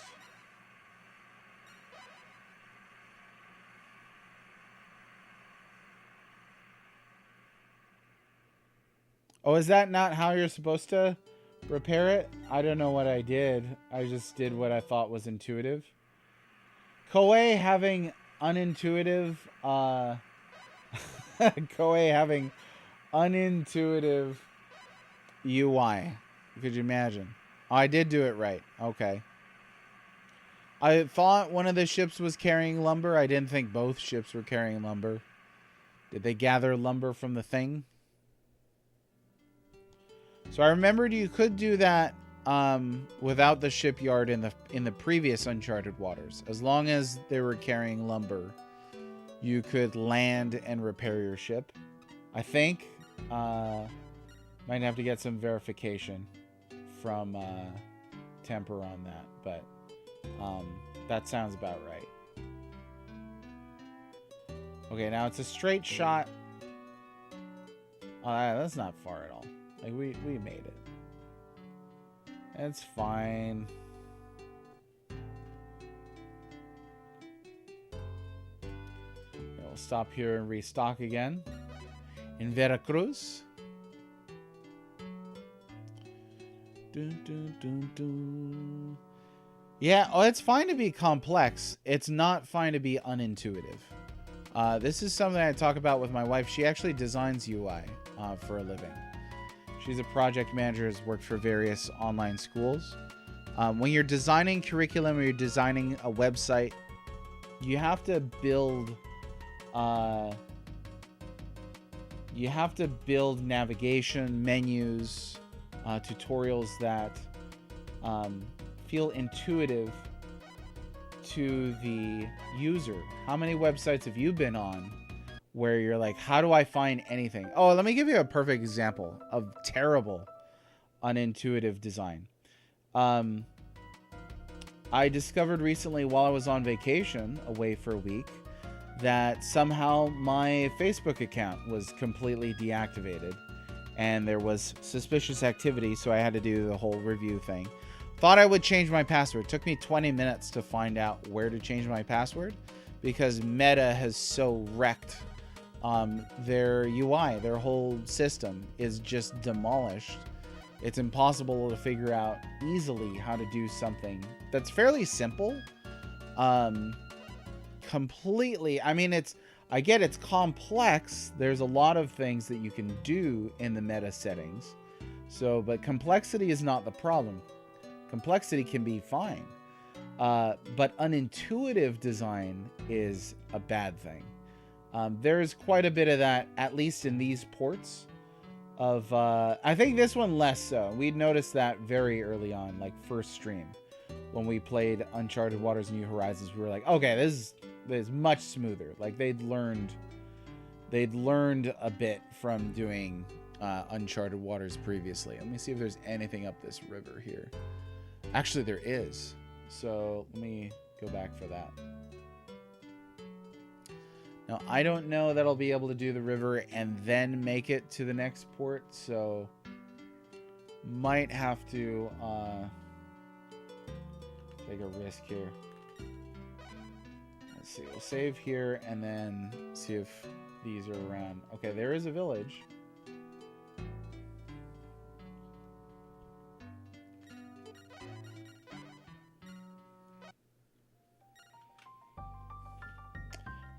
The other aspect, I think, to a lot of the Koei games, to the 3 Koei games that I've played on this system, in particular, again, we're talking about just these ports, is they could have introduced a lot of more fun factor. The big one is, like, when you're doing this,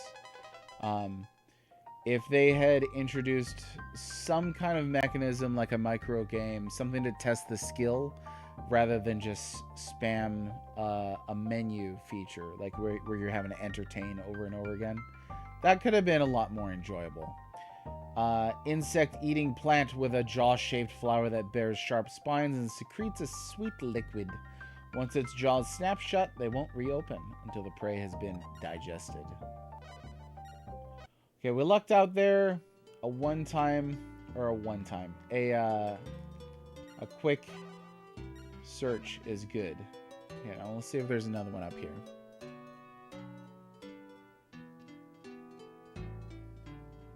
UI design is hard. There's definitely, to echo what Sarge Smash is saying here. UI design is hard, and there is definitely objectively good choices to make and objectively bad choices. Okay, nothing up here, so I think with that in mind, we can actually reach the next thing. All right, take care, Ravaging Justice. Thanks for hanging out with us. Let's see. Let me scroll up here. Koei games universally play better on computers. Absolutely. That was the same issue with Ultima False Prophet that we played. There's a good game there, but translating it to the Super Nintendo created a lot of issues.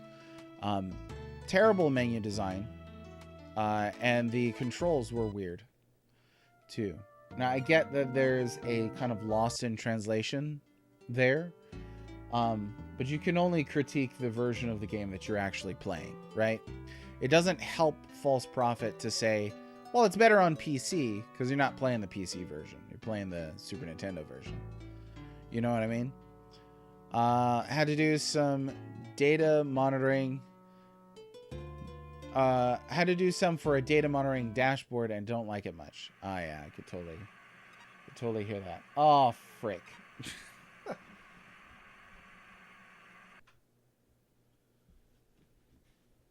What's rough there is the storm will hit and then you'll instantly lose your ship. That's not too great.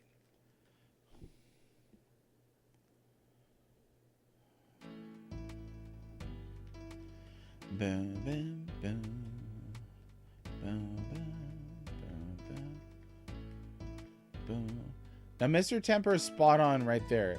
He says, glad they did it, though, because it wouldn't have been able to experience them. Otherwise, Koei games are childhood. You know, you got to take the good and the bad, right? It's cool that they ported these games at all. It's kind of how I think of localization as well. There's a lot of people who are very anti-localization. People would be like, well, you know, they made mistakes, if you like, localizing this or that game for the Super Nintendo or the PS1 back in the day. Well, it's like, yeah, but we got to experience it at all, and there's probably a decent argument to be made as well for certain localization choices helping. Oh my gosh.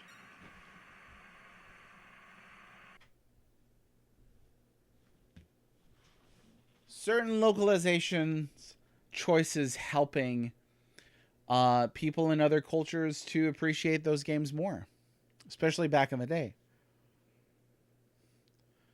Oh my goodness. So in the first game, yeah, they don't seem to do that here. Figureheads in this seemed to be more about reducing the occurrence of a storm.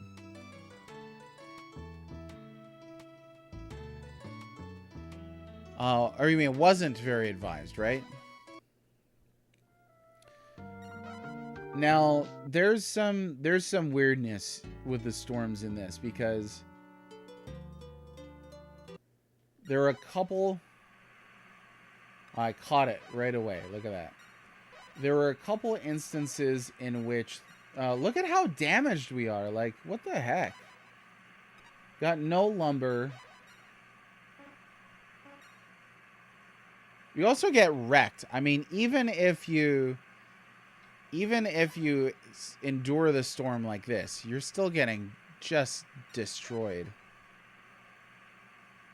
So we got to see if I can make it to the next port. I don't know. Actually, it might be a better idea to go back to Veracruz.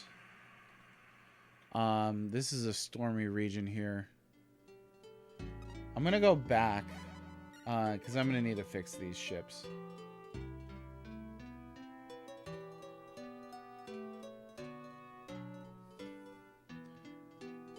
It's tempting to sail straight across, but yeah, never know if you're going to hit that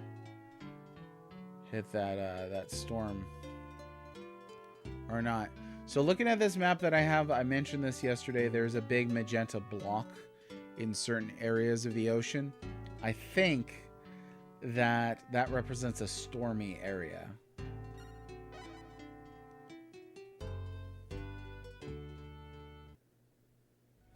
Okay, beautiful, good old Central America.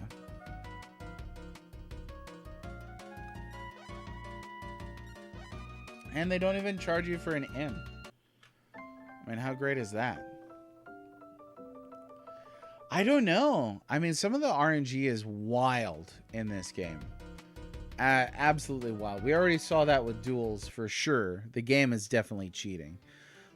There were a couple times when I got hit by a storm and parked my boat, anchored it rather, and oh, not the right place, and then got hit by like 5 or 6 subsequent storms just back to back to back to back. I could not. I was like, I'm gonna starve to death just sitting here enduring these storms.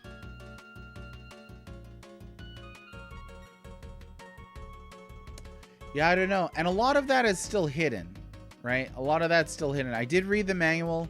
I don't recall all the information in the manual. But yeah, we're going to have to repair this. The Mon Null is going to be real expensive to repair. And this was the ship that we got from Catalina's fleet, actually. Okay. Goal is to get back to Bordeaux today.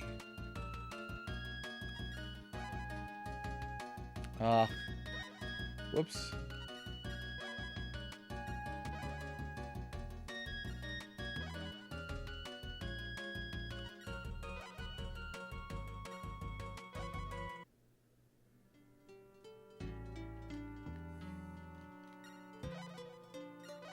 And I should be able to cut straight across the Gulf with no incident.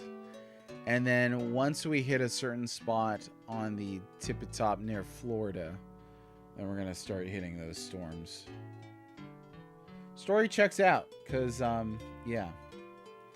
Oh, we just passed the great state of Texas. So there was that. And I guess, what was that? The Ozarks over there? Just got to get around Florida here. Watch out for storms, y'all. Alright, we made it. That's not too bad. Let me make sure I'm not missing anything. Oh, looks like a negatory. Oh, actually, yeah, there's just a few. There's like 2 things left. Oh, no, no, no.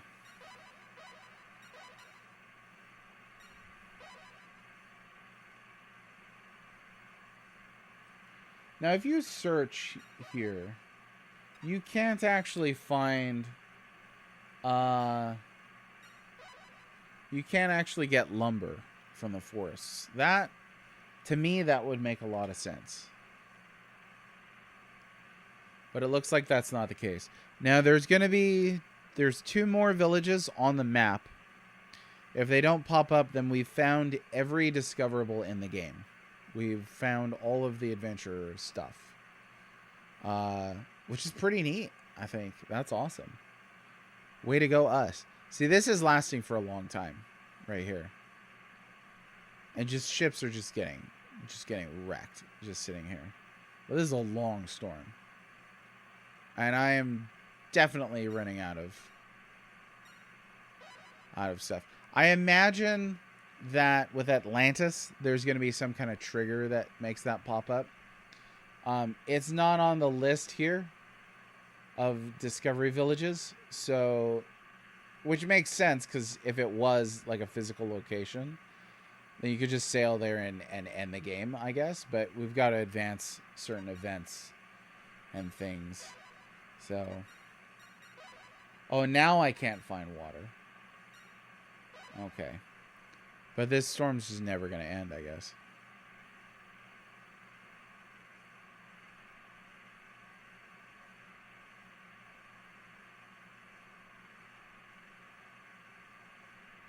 Yeah, what the heck?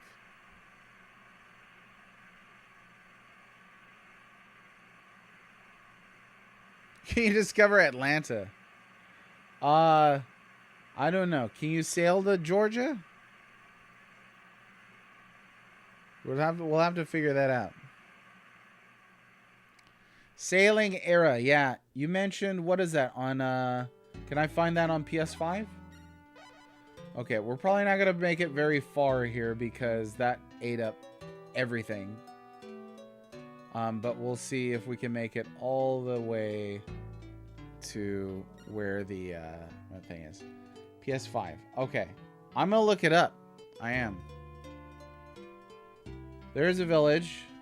We're gonna have to skip that and see if I can't get to, well, whoops. Hopefully that doesn't cost me. Right there. Cape Cod. Now don't starve to death. It's right there. They're so close starving to death. I thought that's what that notification was going to be. Made it! Whew. That was a close call.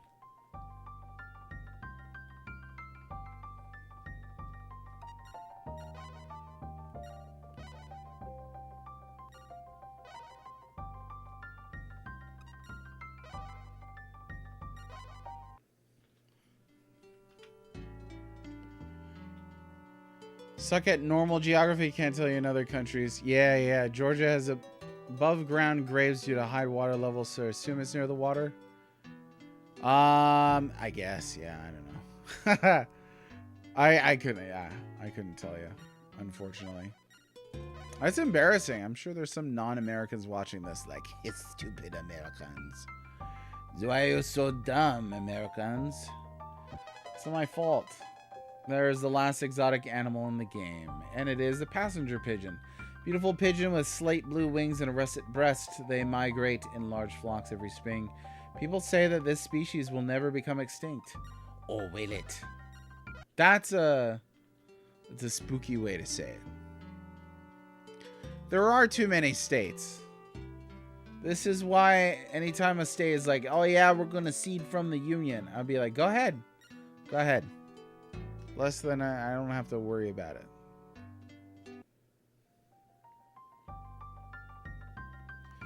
Okay, we'll restock here, and then we can start making our trip back to Europe. I mean, we made it. Made it all the way. I did get a lead on where Sasha is. That was the sister of Ollie, one of our quests.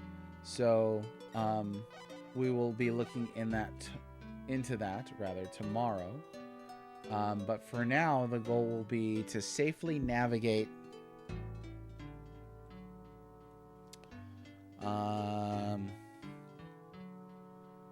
up to, there's a restock. There's a restock port random out here.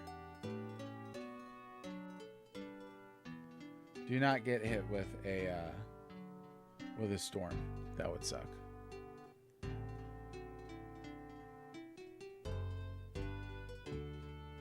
I imagine you could save during a storm too. You could really soft lock yourself like that. Yeah, a one save feature on this is pretty rough. But I wonder if they had to do that for space conservation, because this game is so huge. Ought to be, yep, there it is. Arshables. Alright. Mining and Foral will restock.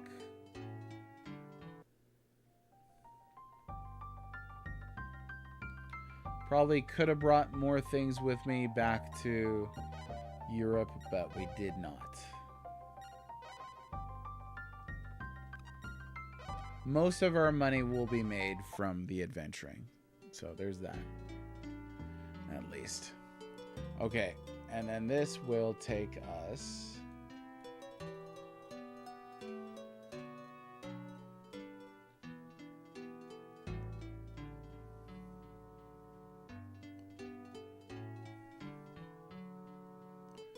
I guess we'll land in Dublin. Dublin, Ireland.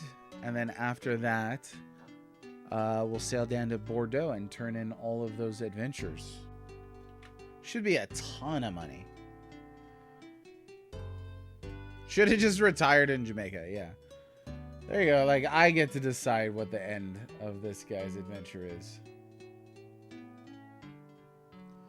Yeah, it's amazing that they could fit all of this at all on the Super Nintendo.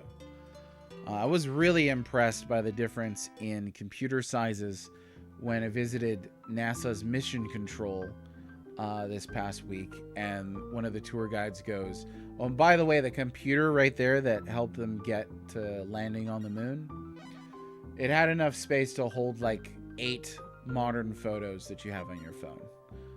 It's like most of the math they're doing in their head. That's wild. Well, I've never played Mass Effect, believe it or not. Never done it. No idea what that sounds like then. Okay, let's see if anything here is worth... Oh yeah, tortoise shell, why the heck not? We'll sell that off. And how about perfume? This seems like it's pretty high.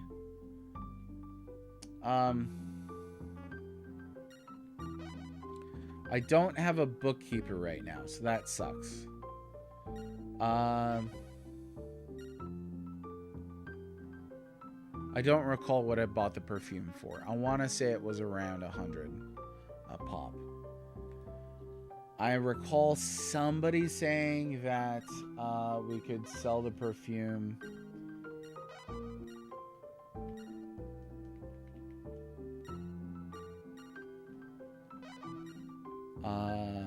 Let's see. Wish I had a reliable bookkeeper. Me too.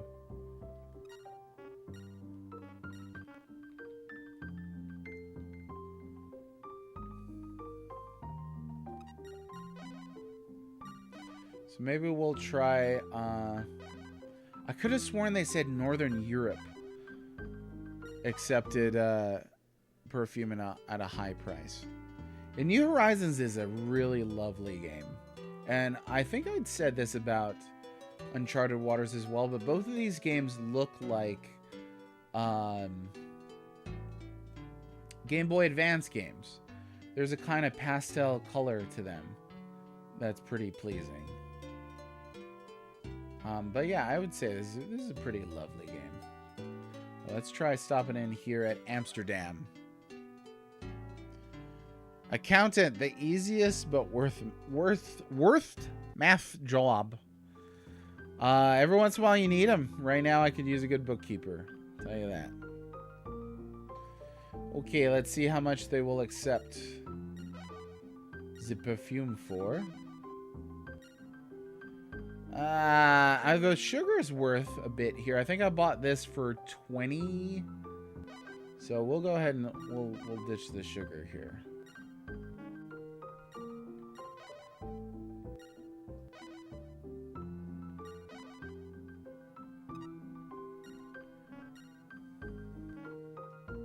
Oh, you know what? I'll see what they got. Glass beads. Oh wow, that is real cheap. What if you sold me them for 1 apiece? Okay, so you can't haggle. You can't haggle on the glass beads. So you drive a hard bargain asking for the exact price of goods that I was asking for. There we go. We got our glass beads.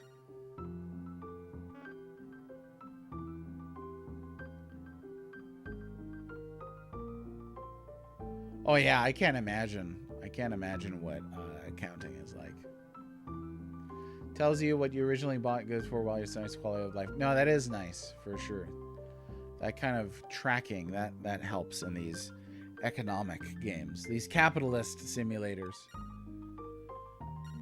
Okay, we got plenty of food and water. Let's go down to Bordeaux and see what we can sell stuff for. Now, you know what? I'm going to drop off the perfume at London. We'll do that because I've taken that perfume all the way around the world and really have not seen anything that was like, oh, I gotta get rid of him now.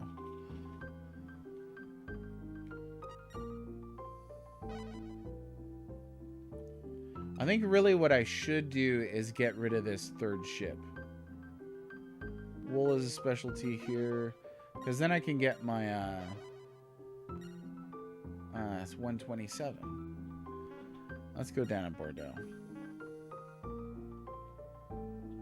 Enjoy capitalism. Literally playing a video game made by a business, streaming to you to 2 different platforms, also made by businesses that take in capital. So we're playing a game about being an adventuring capitalist. So we're doing all that. Somebody's gonna listen to that and like the playthrough and just be like, can't believe you said that. Let's see what they want at Nantes for the perfumes. If it's over 130, I will go ahead and sell them off.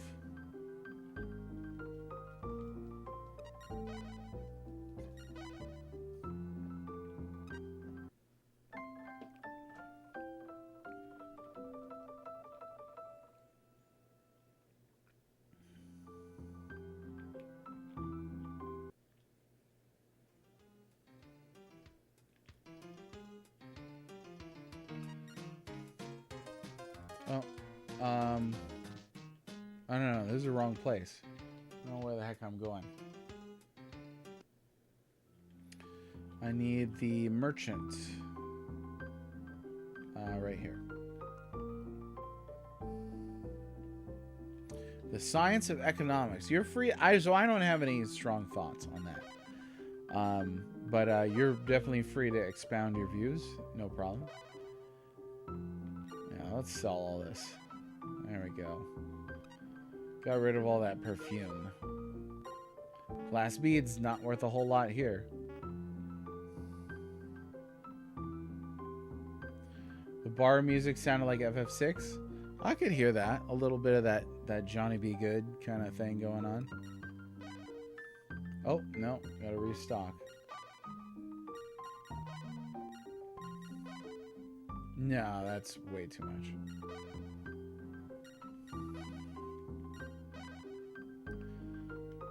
This bit is a little weird to me. How you switch between loading and unloading. You know what? You can just fill her up. There you go. Maybe we'll get rid of the starting ship because it's so small. Concept grounded in the concept of always achieving a positive outcome, which is simply illogical for any science. That makes sense to me.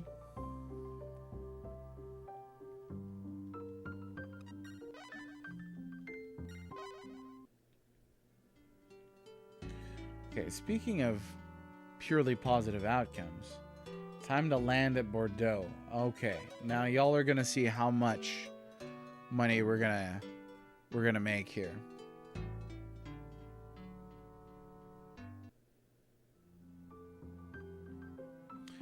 Yeah, or in layman terms, Sarge is like, keep some finglets out of interfering, but also ensure there's laws so that there aren't serious abuses.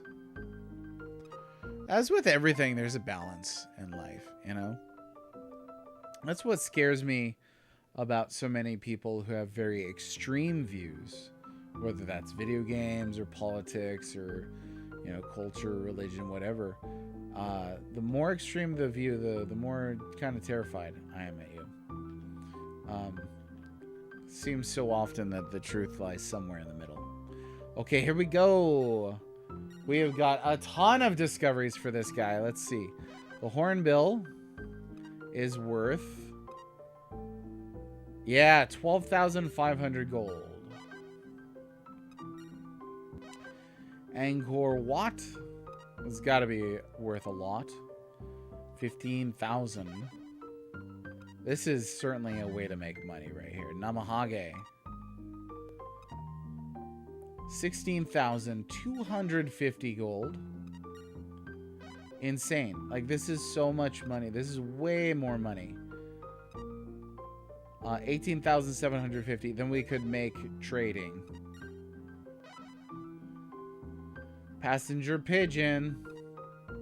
He was very excited to see the panda. It was 7,500 for the pigeon. He's like, a cactus! 100 bucks. Oh, 2,500. Okay. Stop. Wait, what happened? Okay, I stopped. I got excited. Every human system is corruptible. For sure. Let's see. Before you turn all those in, read red. He's got the fever. And the only cure is making a lot of money from that 2-day journey. It took me 2 days to get around the planet. What is it? Oh, yeah. So I did ask about that at the start. It's clever of you to think about that now. Let me check my funds, okay?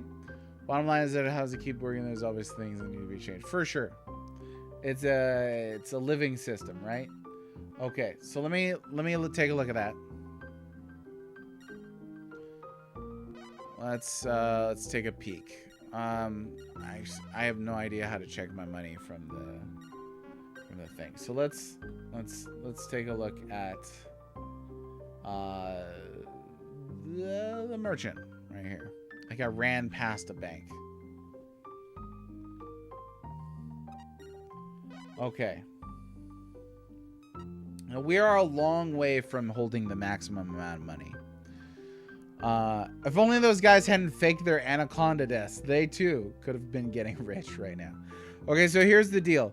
On this game, as opposed to Uncharted Waters that has a very strict limitation on how much money you can hold, this game you can hold 99 of those gold bars, and one of those gold bars is 10,000 coins. So it converts automatically. We're only at 23 gold bars right now, so I don't think we're gonna hit that total maximum. But I'll tell you what, I'll save before we turn all those in, and we should be fine. Like, hopefully one of these isn't worth, like, you know, 1 million. Oh, yeah, no worries. That is a very valid, especially considering the previous game. That is a very, very valid concern. See, so like that one that just got turned in was 7,500. So that's worth less than one of those gold bars. So I don't think we're gonna clear, 99 gold bars. Whatever that, I guess that's 99,000 gold coins? Question mark? Something like that. And that was a decent amount of money right there.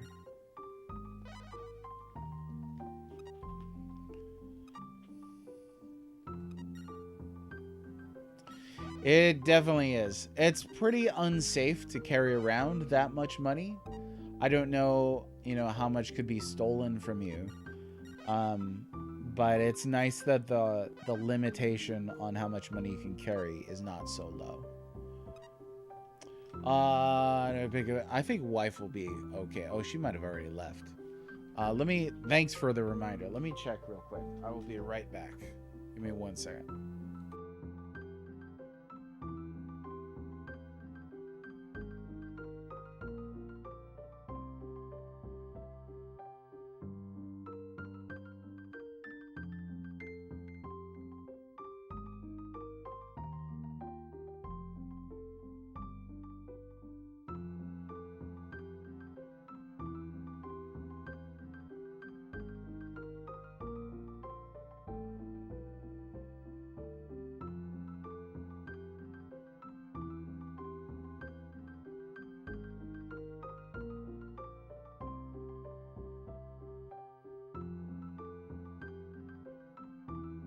Hey, so yeah, we're good. Actually, she already left. Okay. Gold auto converts and doesn't have weight and need to be transported. Yeah, it just exists. It just exists. You can carry a ton of it. Doesn't use up storage space or anything like that. We're good. Yeah, there's a lot here. We were talking about previously an abstraction of realism versus, an emulation of realism. There's a lot of abstraction here. Like that would be one where it's like, yeah, it's not realistic. Like, and if it doesn't weigh anything or take up any space, then why is there a limitation at all? How would I check their wages? Maybe? No. Can I increase their wages or? Oh, okay. All right.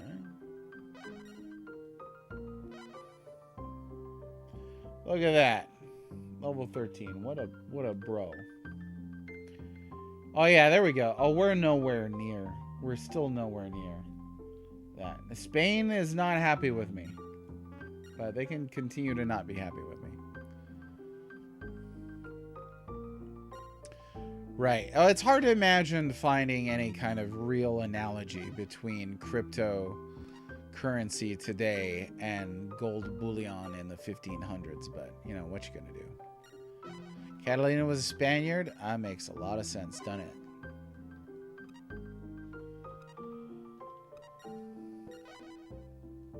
Well, so far, none of these have been like, oh my gosh. He was very happy about the Crystal Skull. His favorite Indiana Jones movie, I don't know if you were aware, Professor Mortis really loved the Kingdom of the Crystal Skull. Shia LaBeouf is his favorite actor. Is Shia LaBeouf anybody's favorite actor? There's a fair question. Shia, if you're listening, it's a fair question. It is. It'd be nice if you could turn all these in like at once. But you can't. You gotta do it like this. Did I miss? No. So I beat Catalina twice. And she fled. And now it actually triggered an event where Lucia, the waitress from our hometown of Lisbon, was supposedly kidnapped by Catalina, although they have their doubts. And so we're trying to find Catalina now. They really don't give you any hints at all. And we're also trying to find Sasha, who I think was the sister of Ollie, one of the playable characters, and a traitor himself.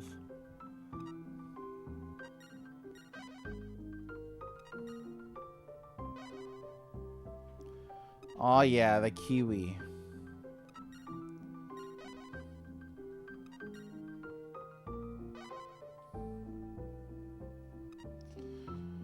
Actually don't know. Oh, was that in Indiana Jones and the Crystal Skull? I only saw that once.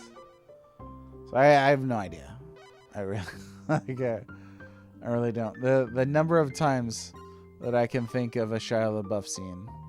Have I been to Australia? Yeah. Actually, I've been to every continent now. So 2 streams ago, I sailed around to East Africa to pick up some gold and then sell it in Europe. Then after that, I decided I would sail around the planet to pick up every village discovery that was here. So that's what we're turning in right now.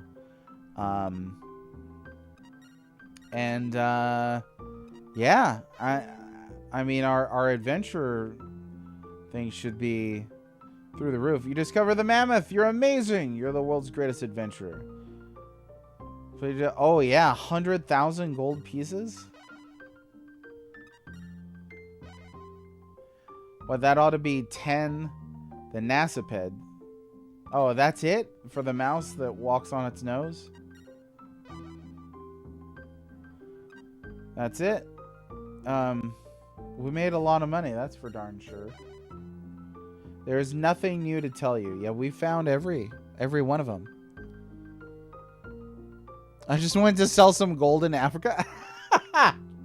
I've been around, but I've never been that far around. No. I've been halfway across the Pacific, and I've been to England, and that's about it. I've been all over America. Just, yeah, here's 10 gold bars. So we pretty much just bankrupted that dude. Because that was a lot. Yeah. So let's see here. Yeah, there's our adventure rank, 30,510. Pretty high. We've been to every country, we've been to every continent. Yeah, we basically went, our journey was, we went up to Northern Europe. We went up to the Arctic and found the mammoth. We took the Northwest Passage to Alaska. We sailed down the eastern side of Asia, down the southeast of the Pacific to Australia, cut from there up to Tahiti, went from Tahiti to South America, sailed up the western coast of North America and Central America, then back down across the bottom of South America, came up the east side of South America, the Gulf, and the east coast of North America, and then came back to Europe. So we hit up everything. So you can. So on this, I signed a contract with this this noble in order to turn in my discoveries to him. He gives you great rewards, I guess, on this character. So that's what we went with. Look at that. I'm holding 70 bars in my bare hands, like in his pocket. This is why Earthbound had inventory limitations. That moment when you realize Earthbound's more realistic than Uncharted Waters New Horizons. After that, we did it. Yeah, we did a lot. We did a lot.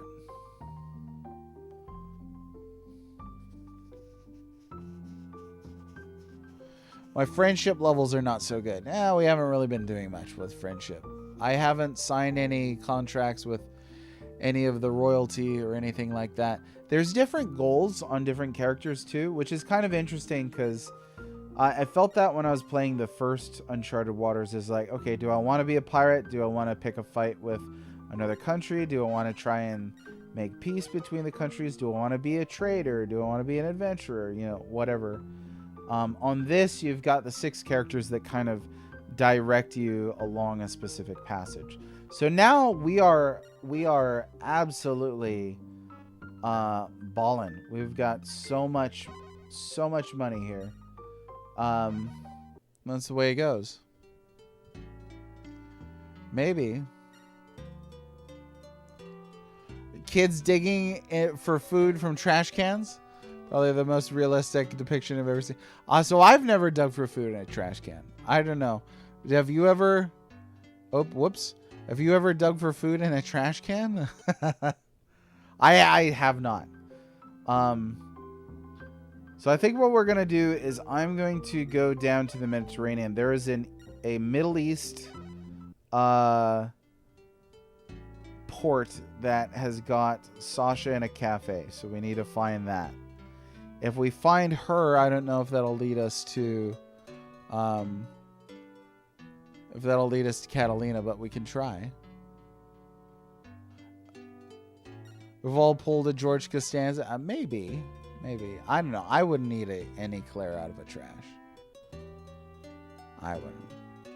Oh, to the current state of things. Okay. Maybe.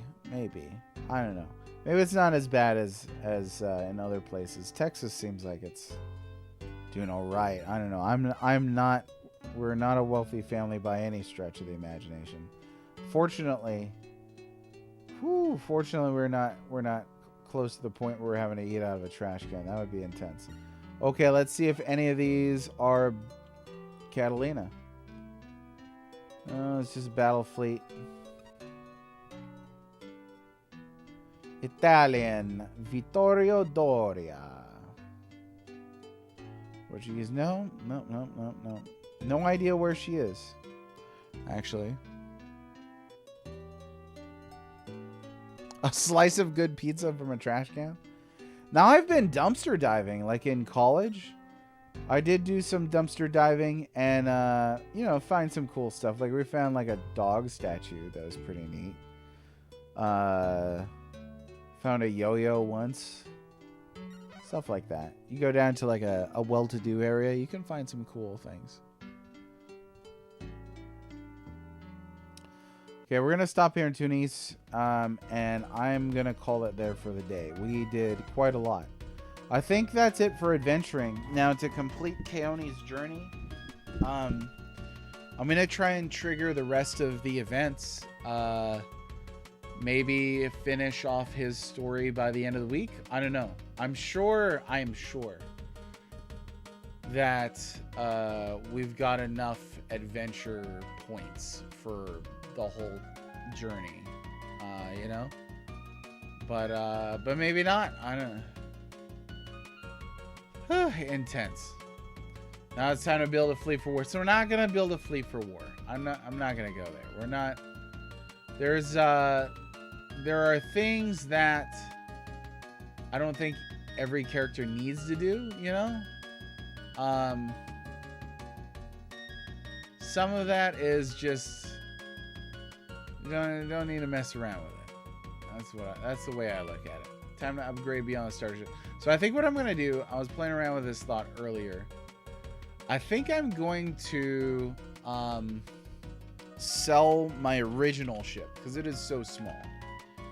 I'm gonna sell the original ship, and then I'm going to just have the two. That way I could have my bookkeeper back. But my friends, we're gonna go take a look at Kilika Beats. Now I don't think I'm following this person, but they're playing Final Fantasy VI, so they must be cool. I was like worried, I'm like, what if I raid into somebody who hates me? But we'll find out. That's the only way you can do it. Until then, take care, everybody. Thanks for sticking around for the long stream today. I love you. Goodbye.